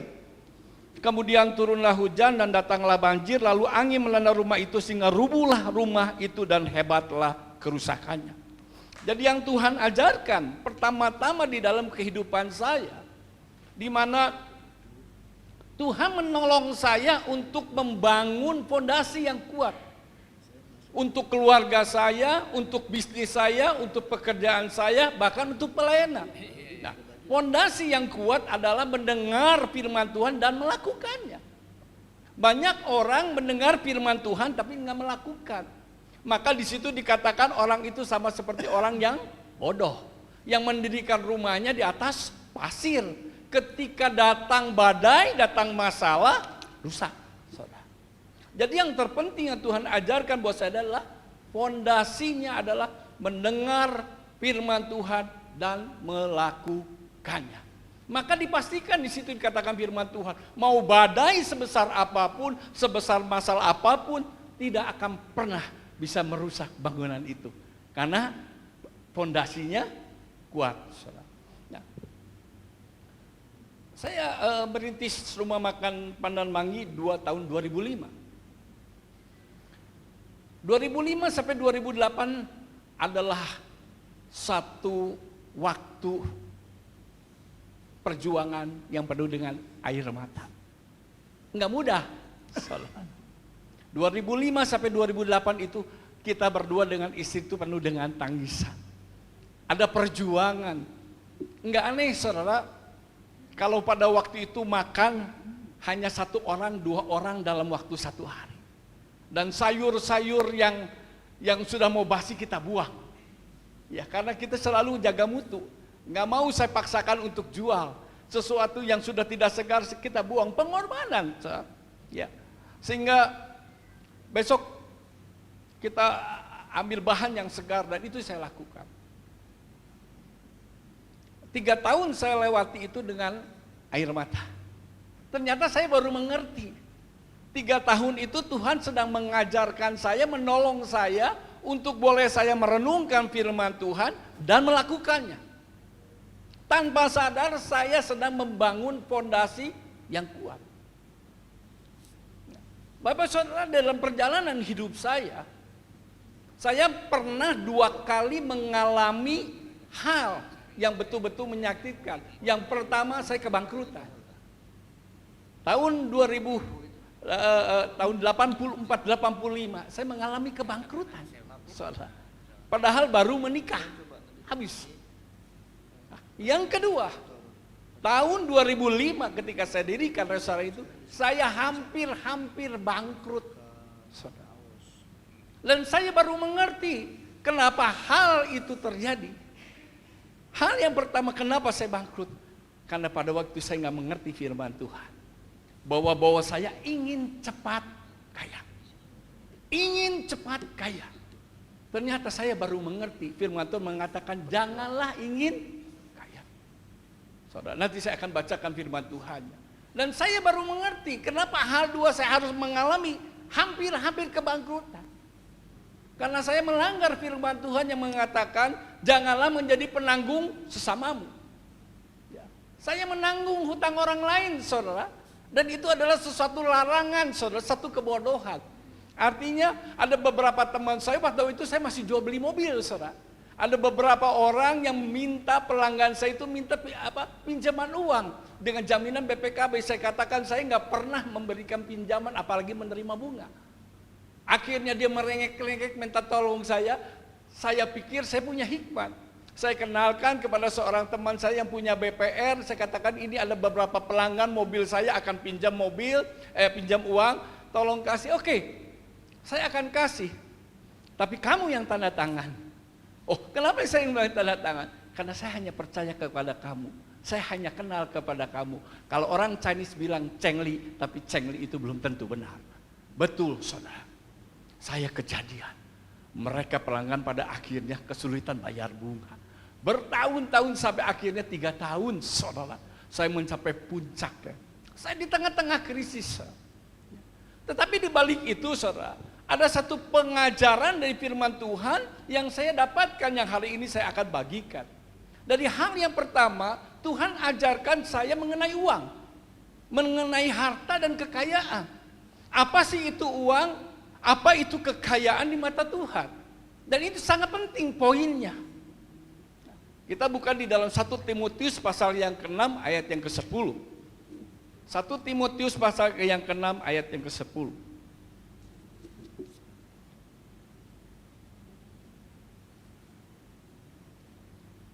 Karena akar segala kejahatan ialah cinta uang. Sebab oleh memburu uanglah beberapa orang telah menyimpang dari iman dan menyiksa dirinya dengan berbagai-bagai duka. Tetapi engkau, hai manusia, ya, jauhilah semuanya itu. Jauhilah semuanya. Akar dari segala kejahatan adalah cinta uang. Ayat yang ke-9-nya mungkin Pak. Tetapi mereka yang ingin kaya terjatuh ke dalam pencobaan, ke dalam jerat dan ke dalam berbagai nafsu yang hampa dan yang mencelakakan, yang menelengkan manusia ke dalam kejatuhan. Jujur pada waktu itu saya ingin kaya, saudara. Saya ngomong apa adanya, saya ingin kaya. Saya rasa semua orang juga di sini ingin kaya. Gak ada saudara. Tetapi ketika saya merenungkan firman ini, bergumul saya. Ingin kaya gimana Tuhan? Oke lah, kalau jadi kaya seperti apa? Kalau jadi kaya boleh enggak saudara? Ya, kalau ingin diberkati Tuhan boleh enggak? Saya rasa boleh saudara. Ya. Tetapi firman Tuhan jelas di sini mengatakan, tetapi mereka yang ingin kaya terjatuh ke dalam pencobaan, ke dalam jerat dan ke berbagai nafsu apa? Yang menenggelamkan manusia ke dalam keruntuhan. Penyebabnya apa saudara? Ayatnya ke-10. Karena akar segala kita, sebab oleh memburu uanglah beberapa orang telah menyimpang dari iman dan menyiksa dirinya dengan berbagai-bagai duka. Ini yang menjadi penyebabnya saudara. Ya, menyimpang dari iman, menyakitkan hati Tuhan. Ya, seringkali orang Kristen nggak sadar saudara.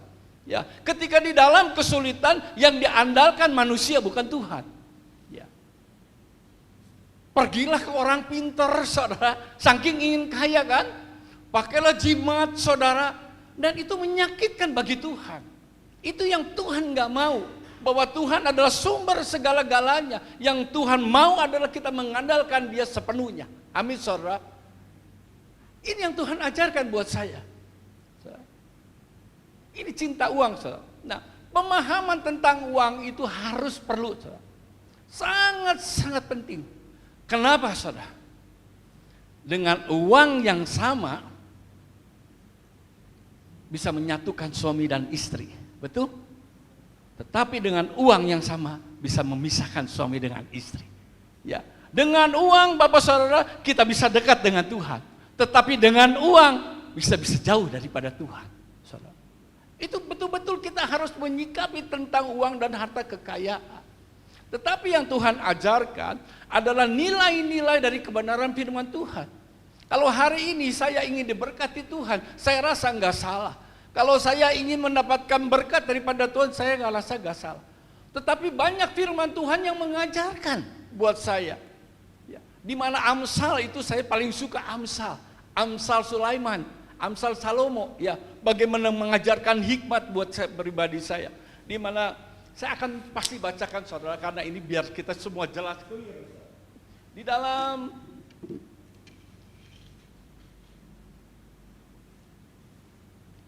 kita buka di dalam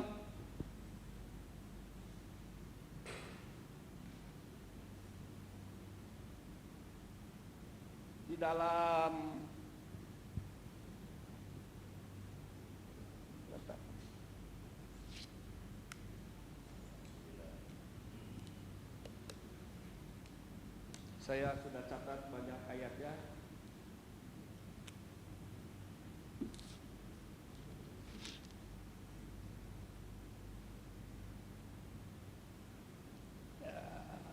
Bentar, mohon maaf.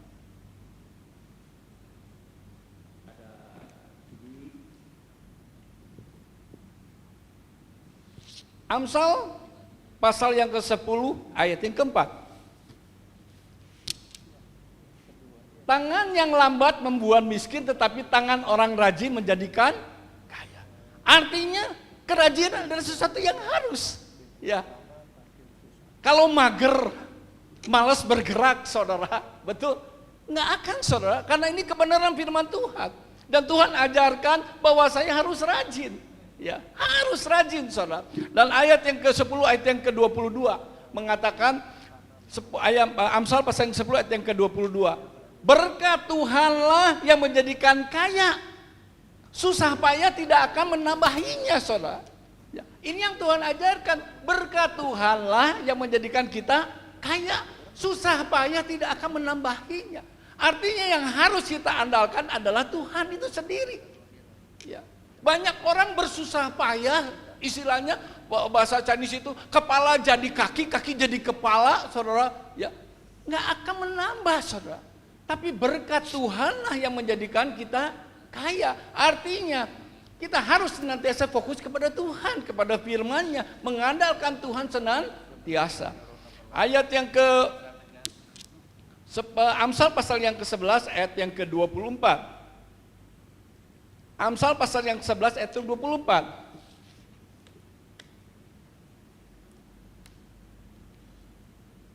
Ada yang menyebar hartanya tetapi bertambah kaya. Ada yang menghemat secara luar biasa namun selalu berkekurangan. Artinya Tuhan juga mengajarkan kita untuk senantiasa memberi, saudara. Ya, ulah pelit cek bahasa Sundanya, saudara. Ya. Jadi sebelum kita menikmati beri berkat Tuhan, fondasi-fondasi inilah yang kita harus pahami dan kita lakukan. Belajarlah untuk memberi, karena firman Tuhan katakan lebih baik memberi daripada menerima. Itu fondasi yang Tuhan ajarkan untuk Bapak Ibu Saudara dan saya, yang saya juga alami. Di mana juga saya akan bacakan juga Amsal pasal yang ke-13 ayat yang ke-11. Amsal pasal yang ke-13 ayat yang ke-11.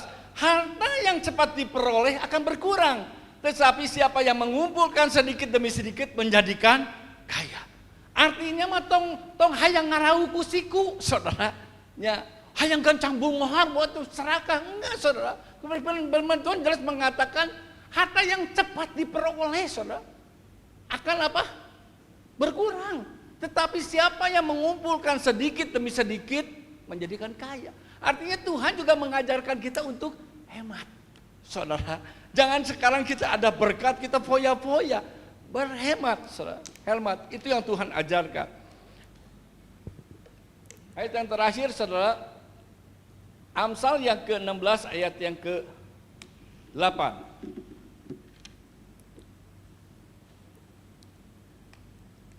Lebih baik berpenghasilan sedikit disertai kebenaran daripada penghasilan banyak tanpa keadilan, saudara. Dulu saya seperti itu, saudara.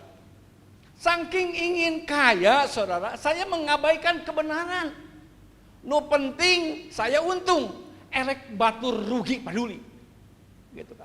Enggak seperti itu, saudara. Saya dulu pedagang mobil, ya. Saking pengen untung besar, saudara, saya buka kartu hari ini. Semua mobil yang saya beli, saya pundurin kilometernya, saudara. Seolah-olah mobil itu dipakai nggak jauh, saudara. Apa mencari keuntungan yang besar, saudara? Maka pedagang pada waktu itu semua hampir berlaku sama. Semua mobil yang masuk ke dalam showroom, keluar kilometernya sudah kecil, saudara. Semua dimundurin, saudara. Dan itu saya baru mengerti itu nggak perkenan. Pantesan saya nggak bisa menikmati berkat yang daripada Tuhan. Orang bilang uang dapat dari setan dimakan jin, saudara. Ya, seperti itu. Karena nggak halal, saudara. Ya, yang penting gua untung, orang lain rugi peduli, saudara. Nah, ini yang firman Tuhan katakan, yang terus menekan yang mengajarkan kehidupan saya. Artinya semua usaha boleh, saudara. Kita pengen diberkati Tuhan boleh, tapi harus disertai dengan keadilan dan kebenaran. Saudara, Yang Tuhan ajarkan adalah juga apa? Mentalitas kerajaan sorga. Bahwa setiap kita harus punya mental yang baik. Mental yang baik menjadi orang-orang yang terhormat. Orang yang terhormat itu bukannya naik turun naik mobil Mercy, BMW, enggak saudara. Orang yang terhormat bukan punya rumah yang besar, bukan saudara. Karena standar ukuran dari Alkitab adalah orang-orang yang terhormat adalah orang-orang yang menjaga nama baik. Ya. Itu Amsal mengatakan saudara, jagalah nama baik. Nama baik itu lebih berharga daripada harta kekayaan. Wah itu Amsal, itu menegur saya saudara. Selama itu saya berbisnis apa peduli. Nama baik nomor 2, nomor 3, nu penting untung dulu saudara. Itu yang saya lakukan. Tetapi ketika saya belajar, ternyata nama baik itu lebih berharga daripada harta kekayaan. Saudara, kalau kita sudah punya fondasi firman Tuhan itu, bangunlah sesuatu yang Tuhan mau. Ya, bangunlah bisnis kita, bangunlah pekerjaan kita. Bangunlah segala sesuatunya, asal dasarnya firman Tuhan. Lalu uang itu apa, saudara? Uang itu apa? Yang Tuhan ajarkan di dalam Amsal, muliakanlah Tuhan dengan hartamu, saudara. Nah itu kita harus paham, saudara. Kalau hari ini kita diberkati, bukan uang itu dipakai untuk beli narkoba. Bukan uang itu untuk dipakai foya-foya. Bukan uang itu justru bisa menyakitkan keluarga kita, bukan. Tetapi uang yang kita miliki untuk kemuliaan Tuhan. Kalau hari ini kita diberkati, ada bisnis yang besar berkati, kita pakai itu untuk menolong orang miskin. Ya, fakir, yatim, piatu itu yang berkenan di hadapan Tuhan. Karena ketika kita lakukan itu nama Tuhan yang dipermuliakan. Nah, itu yang Tuhan ajarkan buat saya. Nah, saudara,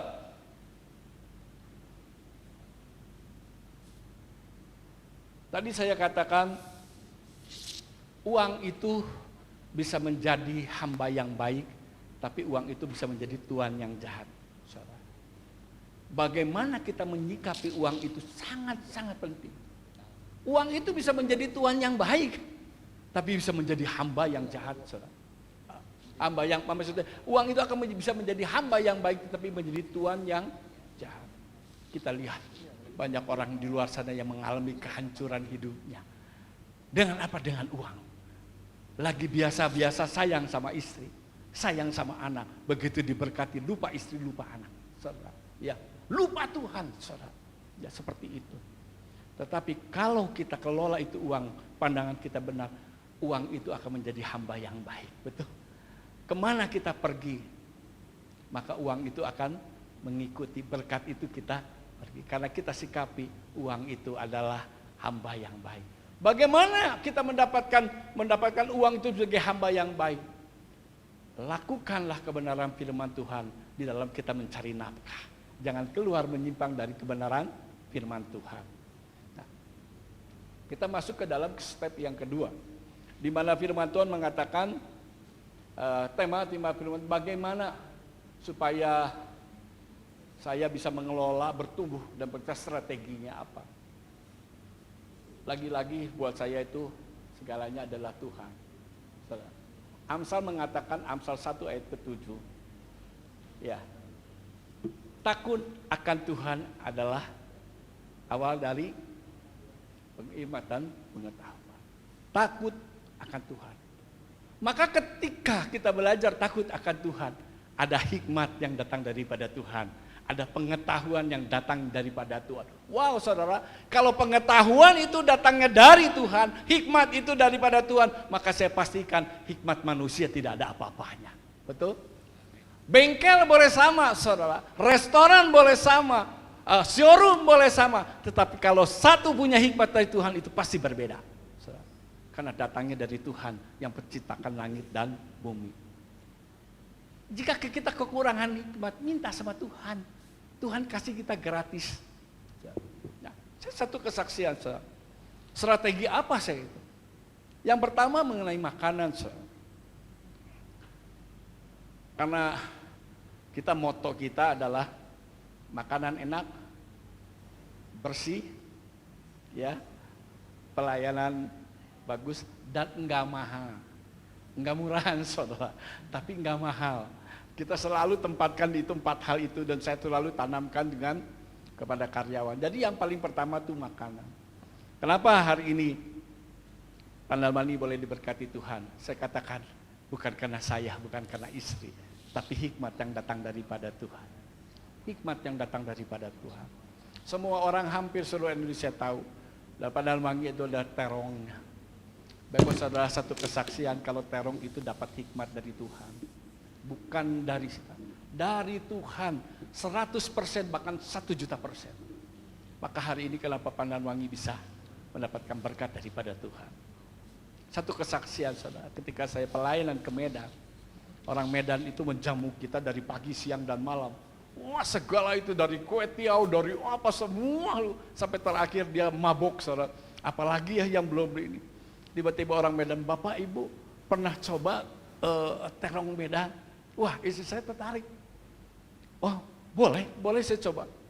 Ternyata ketika saya dibawa, terong itu betul enak. Tetapi satu hal yang Tuhan kasih hikmat. Istri saya dapat hikmat dari Tuhan. Oh iya ya, terong yang murah, terong yang selalu ada musimnya, kalau dimasak dengan baik kok jadi enak, gitu kan? Pulang dari pelayanan istri saya dapat hikmat daripada Tuhan. Kan dia bilang, saya akan bikin terong ini. Kamu bisa? Saya minta hikmat dari Tuhan. Berapa hari kemudian dia bikin terong itu.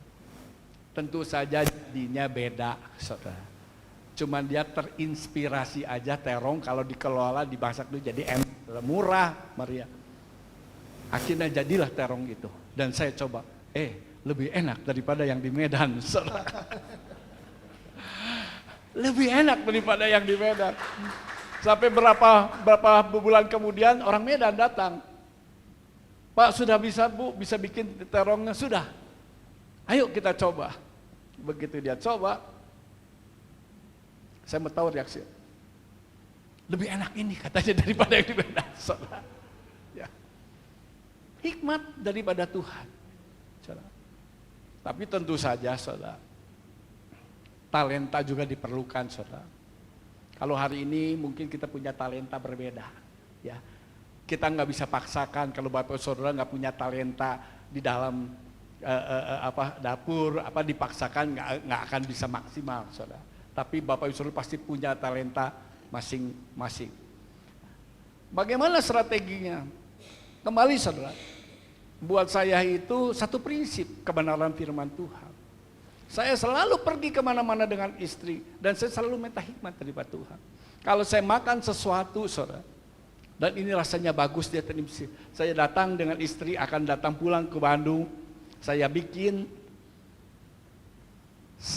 istri saya bikin, dan dibikin lebih enak. Datangnya daripada Tuhan. Yang saya paling anti, yang saya paling jauh. Kalau saya mau ambil resep orang, saudara. Ya, karena itu adalah kelakuan orang dunia, saudara. Ya, dan itu sampai sekarang pun masih sering terjadi. Maka saya anjurkan kepada orang-orang kalau buka restoran, kalau yang pemiliknya nggak bisa, jangan buka restoran. Kalau hanya mengandalkan koki, saudara. Karena penyakit itu pasti datang, 2 hal itu. Kalau enggak kokinya besar kepala, kedua koki itu akan diambil orang, saudara. Jahat dunia ini, saudara. Jahat dunia ini, saudara. Tetapi kalau yang punyanya bisa, tenang, saudara. Mau koki itu keluar karena yang mobilnya, yang punyanya bisa. Ya kalau sekarang Bapak Ibu Saudara nggak punya talenta, mau bisnis restoran, lebih baik franchise saja. Lebih aman, saudara, daripada buka sendiri kalau nggak punya talenta, saudara. Bagaimana sikap kita dengan kekaryawan? Apa yang saya tabur itu yang kita tuai. Ya. Tuhan ajarkan tentang apa? Tentang kesetiaan. Setia bahkan di dalam hal-hal yang kecil, saudara. Setia di dalam perkara-perkara kecil yang Tuhan ajarkan. Yang tadi saya katakan, saya lewati Pandan Wangi itu dengan air mata. Ada beberapa hal yang tidak pernah saya lupakan, yang membuat hati saya menangis, menjerit. Ketika Pandan Wangi pada waktu itu, ketika mulai berjalan, yang tadi saya katakan gak aneh dalam satu hari itu yang makan cuma 1-2 orang. Ketika kita di dalam penantian, tiba-tiba istri saya pulang mengatakan, besok ada pesanan 30 nasi paket. Jam 5 pagi. Lalu saya katakan, kamu terima jam 5 pagi? Bukankah kita buka jam 10? Ya, enggak.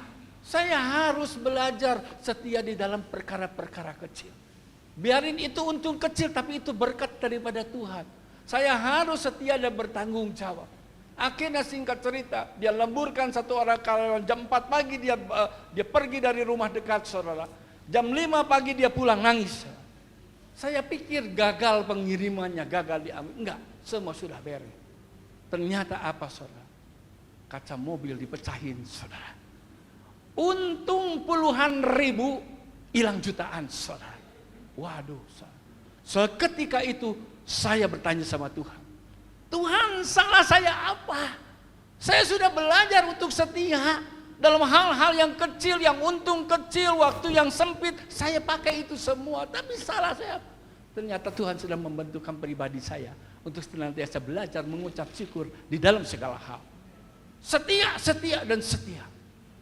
Maka hari ini saudara, dari kesetiaan, karena Matius pasal yang ke-25 ayat 21 mengatakan, setia di dalam perkara-perkara kecil.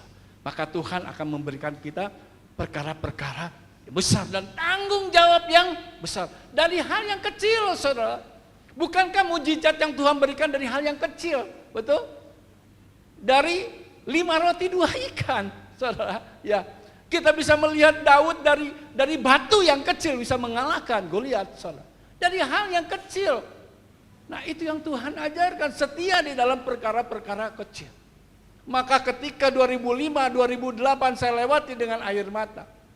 Sekarang hari ini puji Tuhan, saudara. Ya, saya akhirnya punjah Pandanwangi lebih besar di Patuha, 1000 meter. Akhirnya Tuhan kasih 2016 di Pasir Koja 2000 meter. Dan puji Tuhan, hari ini juga Tuhan berkati saya, kami semua. Pandanwangi bakal punya yang ketiga di daerah Dago dan sekarang sedang dibangun. Ya. Dari hal yang kecil tetapi saya mengerti apa yang saya punya, uang bukan segalanya. Ya, ya. Di mana firman Tuhan katakan setialah dalam perkara kecil. Ya, Tuhan akan memberikan kita tanggung jawab yang besar. Dan firman Tuhan yang terakhir, masuklah di dalam kebahagiaanku. Wah, saudara, saya katakan hari ini saya teramat bahagia. Ya, bukan karena uang, saudara, tapi karena Tuhan. Bagaimana saudara dengan karyawan, saudara? Ya, saudara, strategi saya selalu karyawan itu adalah partner, saudara. Bukan pegawai yang kita bisa peras tenaganya, enggak, saudara. Kita cukupkan semua apanya supaya dia juga bekerja dengan baik. Kalau dia perut kenyang, suami istri, anak-anaknya semua juga dipenuhi, dia kerjakan baik, saudara. Ya, itu kita lakukan. Dan saya selalu cukupkan apa yang jadi BPJS, kesehatan, tenaga kerja, saya semua bayar full semua, saudara. Itu yang strategi yang saya diga. Dan yang terakhir, saudara, kesetiaan. Kenapa orang bertanya sama saya, Pak, apa resepnya diberkati Tuhan? Saya selalu minta kepada Tuhan itu 3 hal. Tuhan berkati saya, tapi saya tidak mau kehilangan 3 hal. Kalau Tuhan memberkati ke saya, tapi salah satu hilang, saya nggak mau. Biar saya nggak diberkati Tuhan. Yang pertama saya minta kepada Tuhan, Tuhan berkati saya, tapi saya nggak mau kehilangan waktu bersama dengan Tuhan. Percuma, saudara. Yang kedua, saya nggak mau kehilangan waktu dengan keluarga, saudara. Karena itu harta yang Tuhan titipkan, harta yang bisa saya punya, saudara, di dunia ini. Dan yang ketiga adalah saya nggak mau kehilangan waktu untuk pelayanan. Ya, saya nggak mau berikan. Saya selalu minta sama Tuhan dan puji Tuhan, saudara, bahwa Tuhan berkati saya dan saya tidak pernah kehilangan 3 hal ini. Yang itu yang membuat hidup saya bahagia. Semoga ini menjadi berkat buat Bapak Ibu Saudara, bahwa Tuhan adalah segalanya buat setiap kami. Kita tundukkan kepala. Bapa di surga, kembali ucap syukur buat kebenaran firman Tuhan di siang hari ini. Tuhan, kami berdoa firman Tuhan tidak akan kembali dengan sia-sia. tapi akan bertumbuh lebat di dalam kehidupan kami, sehingga kami boleh semakin mengerti apa yang Tuhan mau di dalam kehidupan kami, apa yang harus kami kerjakan di dalam kami berusaha dalam bekerja. Tuhan, kami serahkan segala sesuatunya ke dalam tangan kasih Tuhan. Terima kasih, hanya di dalam nama Tuhan Yesus kami telah berdoa ucap syukur. Haleluya. Amin. Baik, saya tahu satu hal, lebih dari sekedar perut kita lapar, tapi hati dan pikiran kita ingin bertanya, benar apa salah? Benar, baik. Tapi sabar dulu ya Bapak Ibu ya. Pak Hengki silakan, sabar dulu ya. Tadi saya perhatikan apa yang disampaikan oleh Pak Freddy tentang fondasi. Tentang fondasi. Seringkali orang nggak terlalu peduli dengan fondasi. Orang lebih peduli dengan bangunan. Nah justru itulah. Fondasi nggak kuat, bangunan nggak terbangun, atau lebih celaka, bangunan terbangun, malah itu menjadi bencana karena tidak punya fondasi yang kuat. Mau punya fondasi yang kuat dalam bisnis apapun yang kita punya? Mau. Salah satu yang tadi disampaikan oleh Pak Freddy adalah berani memberi ulah pedit. Ya Pak ya. Itu bahasa Perancis ya. Jangan pelit. Pelit itu apa? Kikir, pelit, kopet, apalagi ya. Medit, aduh, jangan. Berilah maka engkau akan diberi. Apakah acara kita ini bayar? Tidak. Acara kita ini gratis. Tidak ada meal ticket, tidak ada pembayaran. Tapi saya mau Bapak Ibu juga diberkati. Caranya adalah dengan memberi. Beri secara sukarela. Sebelum kita masuk tanya jawab, kita akan beri kesempatan pada Bapak Ibu untuk memberikan persembahan. Nanti dari belakang sudah dipersiapkan. Silahkan, caranya begini, tidak diginiin sehingga nanti diliatin lagi ya, enggak usah. Amplopnya jalan, Bapak Ibu mau kasih nggak kasih, mau dilewatin silakan, nggak ada yang lihat. Paling yang lihat cuma Bapak Ibu sendiri dan Tuhan. Ya. Silakan, mau beri berapa silakan. Tidak mau beri juga, no problem. Ya, tapi intinya kita mau memberi dan kita mau diberkati. Baiklah. Sekarang waktu sudah menunjukkan 12:05. Makanan pun sebenarnya sudah datang, tapi tahan dulu. Ya, tahan dulu. Kita mau tuntaskan semua rasa ingin tahu kita. Tadi disampaikan ada beberapa strategi, tapi saya yakin Bapak Ibu punya pertanyaan-pertanyaan khusus ya yang tadi mungkin belum disampaikan oleh dua pembicara kita. Ya. Dan satu lagi nanti saya akan beri kesempatan pada Pak Rudi. Pak Rudi ada ya? Pak Rudi ada ya? Hah? Oh ke toilet, ya. Nanti ada suatu informasi yang kita akan dapatkan dari Pak Rudi. Ya. Sesuatu apa itu? Nantilah kita dengarkan. Singkat tetapi padat dan bermanfaat. Baik, silakan acungkan tangan. Ya, satu. Ya, nama saya Siangi Wijaya. Profesi saya konsultan waralaba. Waralaba. Oh, wow. Ya, ya saya sangat senang sekali pagi hari ini bisa terima banyak berkat ya. Sesuai tadi visi misi dari CMC itu adalah kita harus juga menyebarkan firman Tuhan dan menjangkau jiwa-jiwa di marketplace. Intinya kurang lebih gitu ya Pak, betul ya?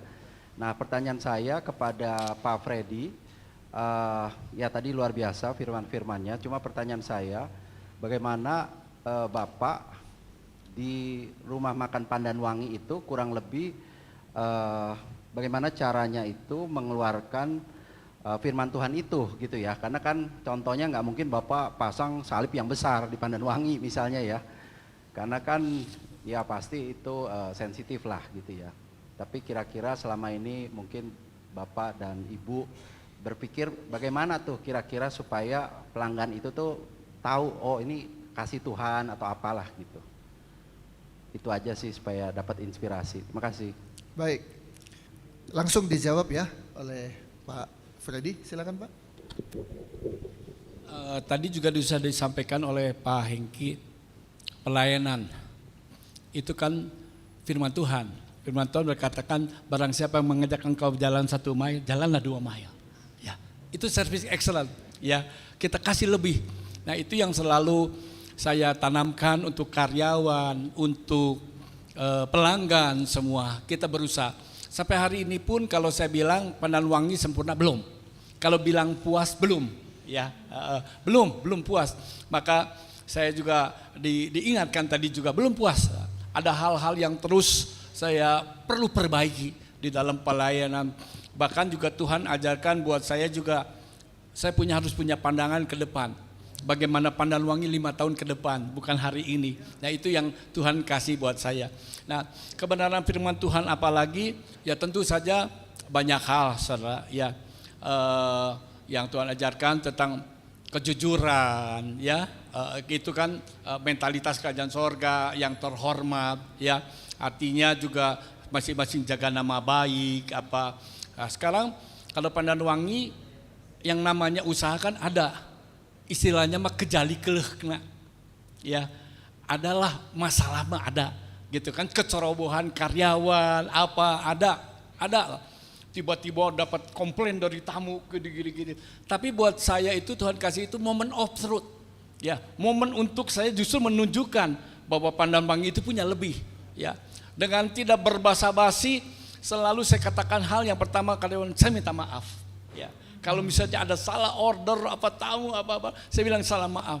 Bahkan kalau kiriman itu ke satu tempat, besoknya saya kirim buah-buahan, saudara. Ya. Jadi setiap kesalahan itu saya kasih justru moment of truth bahwa Pandan Wangi itu berbeda, gitu kan. Nggak usah berbantah-bantah dengan hal, namanya ada aja, Pak. Ya tiba-tiba dari makanan itu tiba-tiba laler. Dah kita masih terbuka bruk selanya nggak bisa dilarang terus dilarang lalat nggak ada saudara. Tapi apa yang kita bisa lakukan? Saya minta maaf dan mereka mengerti, kita ganti yang baru seperti itu kan? Ya ada kekurangan apa itu yang kita bisa usahakan. Ya itu aja mungkin Pak. Ya masih. Ya, jadi Pak Freddy, sangat bahaya kalau seorang pebisnis sudah merasa puas. Itu celaka, ya. Nah, karena itu jangan sampai pernah merasa puas. Ya. Selalu ada perbaikan, inovasi, ya, kreativitas. Jangan pernah puas. Oke, Bapak Ibu, sebelum kita lanjutkan dengan penanya kedua, ketiga dan selanjutnya, sebentar Pak. Kehormatan bagi kita, pemilik dari mall ini hadir di ruangan ini. Pak Chandra dan Ibu dengan segala hormat bisa ada duduk di depan Pak, biar kita juga tahu. Ya, oke, baik. Terima kasih banyak sudah hadir di tengah-tengah kita. Beliau sudah begitu sibuk, tadi ada urusan keluarga lagi, tapi bisa bersama-sama dengan kita. Terima kasih Pak Chandra dan Ibu, Tuhan memberkati. Silakan Pak. Saya ingin bertanya kepada Pak Freddy, satu pertanyaan Pak. Saya dengar tadi awalnya Bapak katakan, awalnya Bapak sebagai pedagang mobil, terus beralih ke makanan. Apa yang membuat Bapak bisa beralih demikian? Apa kiatnya? Kadang-kadang kita mau beralih usaha, beralih pekerjaan, kita akan mikir. Apa dasarnya Pak? Yang Bapak dapat, tolong Bapak bagikan sehingga kita bisa mengerti. Karena Bapak tadi sudah paparkan. Bapak membangun berdasarkan fondasi. Strategi masalah kedua, dan di dalam itu juga perlu talenta supaya bisa mengembangkan talenta dan apa yang kita kerjakan bisa berhasil dan beruntung. Itu yang penting Pak ya, berhasil tapi nggak beruntung itu sama dengan ya sia-sia juga. Oke demikian Pak, demikian juga dengan Pak Franky, Pak Hengki ya, luar biasa Pak. Memang pelayanan itu adalah sesuatu yang luar biasa, yang harus kita utamakan, sehingga apa yang kita lakukan itu mendatangkan berkat bagi orang-orang yang kita layani. Saya juga dulu bergerak di dalam saya ini karyawan Pak. Saya bekerja 40 tahun lebih di bidang General Manager, General Affairs Manager dan Resources. Jadi saya mengerti persis itu Pak. Jadi saya sangat menangkap sekali dan kita diingatkan kembali. Saya pensiun setelah COVID saya pensiun. Saya saat ini lagi cari-cari usaha apa yang bisa saya lakukan. Nah, makanya saya dapat undangan, saya ingin ikut sehingga bisa membuahkan pemikiran-pemikiran yang baru, terobosan-terobosan apa yang bisa saya lakukan. Sehingga kita orang-orang yang sudah pensiun ini dalam sekuler, kita bisa melakukan hal-hal yang positif. Terima kasih Pak, Tuhan memberkati. Ya, baik. Pak, ini dari mobil ke makanan, nggak nyambung Pak. Padahal ada nyambungnya, sama-sama ada minyaknya kan Pak ya. Silakan Pak. Ya, yang pertama yang pasti kita punya kepekaan dari Tuhan. Nah, kepekaan dari Tuhan itu gak ada jalan lain, kita harus punya hubungan yang intim dengan Tuhan. Ya, sehingga kita bisa menyatu dengan Tuhan, pikiran kita, perasaan Tuhan, perasaan kita, ya kasih Tuhan, kasihnya kita. Nah, itu yang kami bawa suami istri di dalam doa, hubungan intim dengan Tuhan. Dan Tuhan bisa pakai tanda-tanda itu melalui orang. Bukan hanya dari doa sendiri kami berdoa, tetapi kasih tanda-tanda Tuhan bisa pakai teman-teman istri saya. Yang waktu itu dia bilang, kamu makan enak loh masak, kalau kamu masak ini nanti saya titipnya beli bahannya pang masakin gitu kan. Nah kami akhirnya bertanya-tanya, seperti apakah yang Tuhan berikan talenta seperti apa? Sepertinya saya baru perhatian, baru selama saya menikah dengan istri saya, ternyata betul istri saya itu punya talenta di dalam hal memasak. Yang selama itu kami waktu itu juga talenta itu terkubur, nggak mengerti saudara. Ya, maka konfirmasi saya kepada Tuhan, apakah ini yang Tuhan mau gitu kan? Apa yang ini Tuhan mau? Saya bawa dalam doa, jadi saya punya kepekaan, oh ini yang Tuhan mau. Dan saya boleh katakan, saya baru mengerti sekarang. Istilahnya saya tadinya punya showroom mobil Pak, saya punya pohon setinggi 2 meter. Tiba-tiba Tuhan gerakan saya untuk menanam sebuah pohon yang ternyata pohon ini jauh lebih tinggi, jauh lebih buah. Yang pada akhirnya yang pohon yang kedua ini, restoran ini bertumbuh besar, malah yang ke satu pohonnya mati, saudara. Karena usaha bisnis mobil itu semua dalam keadaan tidak baik. Ternyata Tuhan izinkan, sudah persiapkan segala sesuatunya untuk saya. Ya, bakal suatu saat ini mobil itu sudah lagi tidak menguntungkan. Istilahnya dagang mobil itu nggak bisa diajak lompat, saudara. Kalau untuk makan-makan aja bisa. Nah, tapi dari bisnis yang kedua ini, saya katakan pohon yang kedua ini saya baru mengerti. Ada buah yang lebat yang Tuhan berikan. Jadi kuncinya adalah kepekaan, hubungan intim dengan Tuhan. Maka di situ kita punya kepekaan lah. Apa yang mau tuntun kita. Kita semua jalan hidup kita ke depan, kita semua orang nggak ada yang tahu. Hanya Tuhan yang tahu. Maka yang kita andalkan Tuhan, punya hubungan yang baik. Itu aja kok. Ya. Ya. Baik, demikian Bapak Ibu sekalian.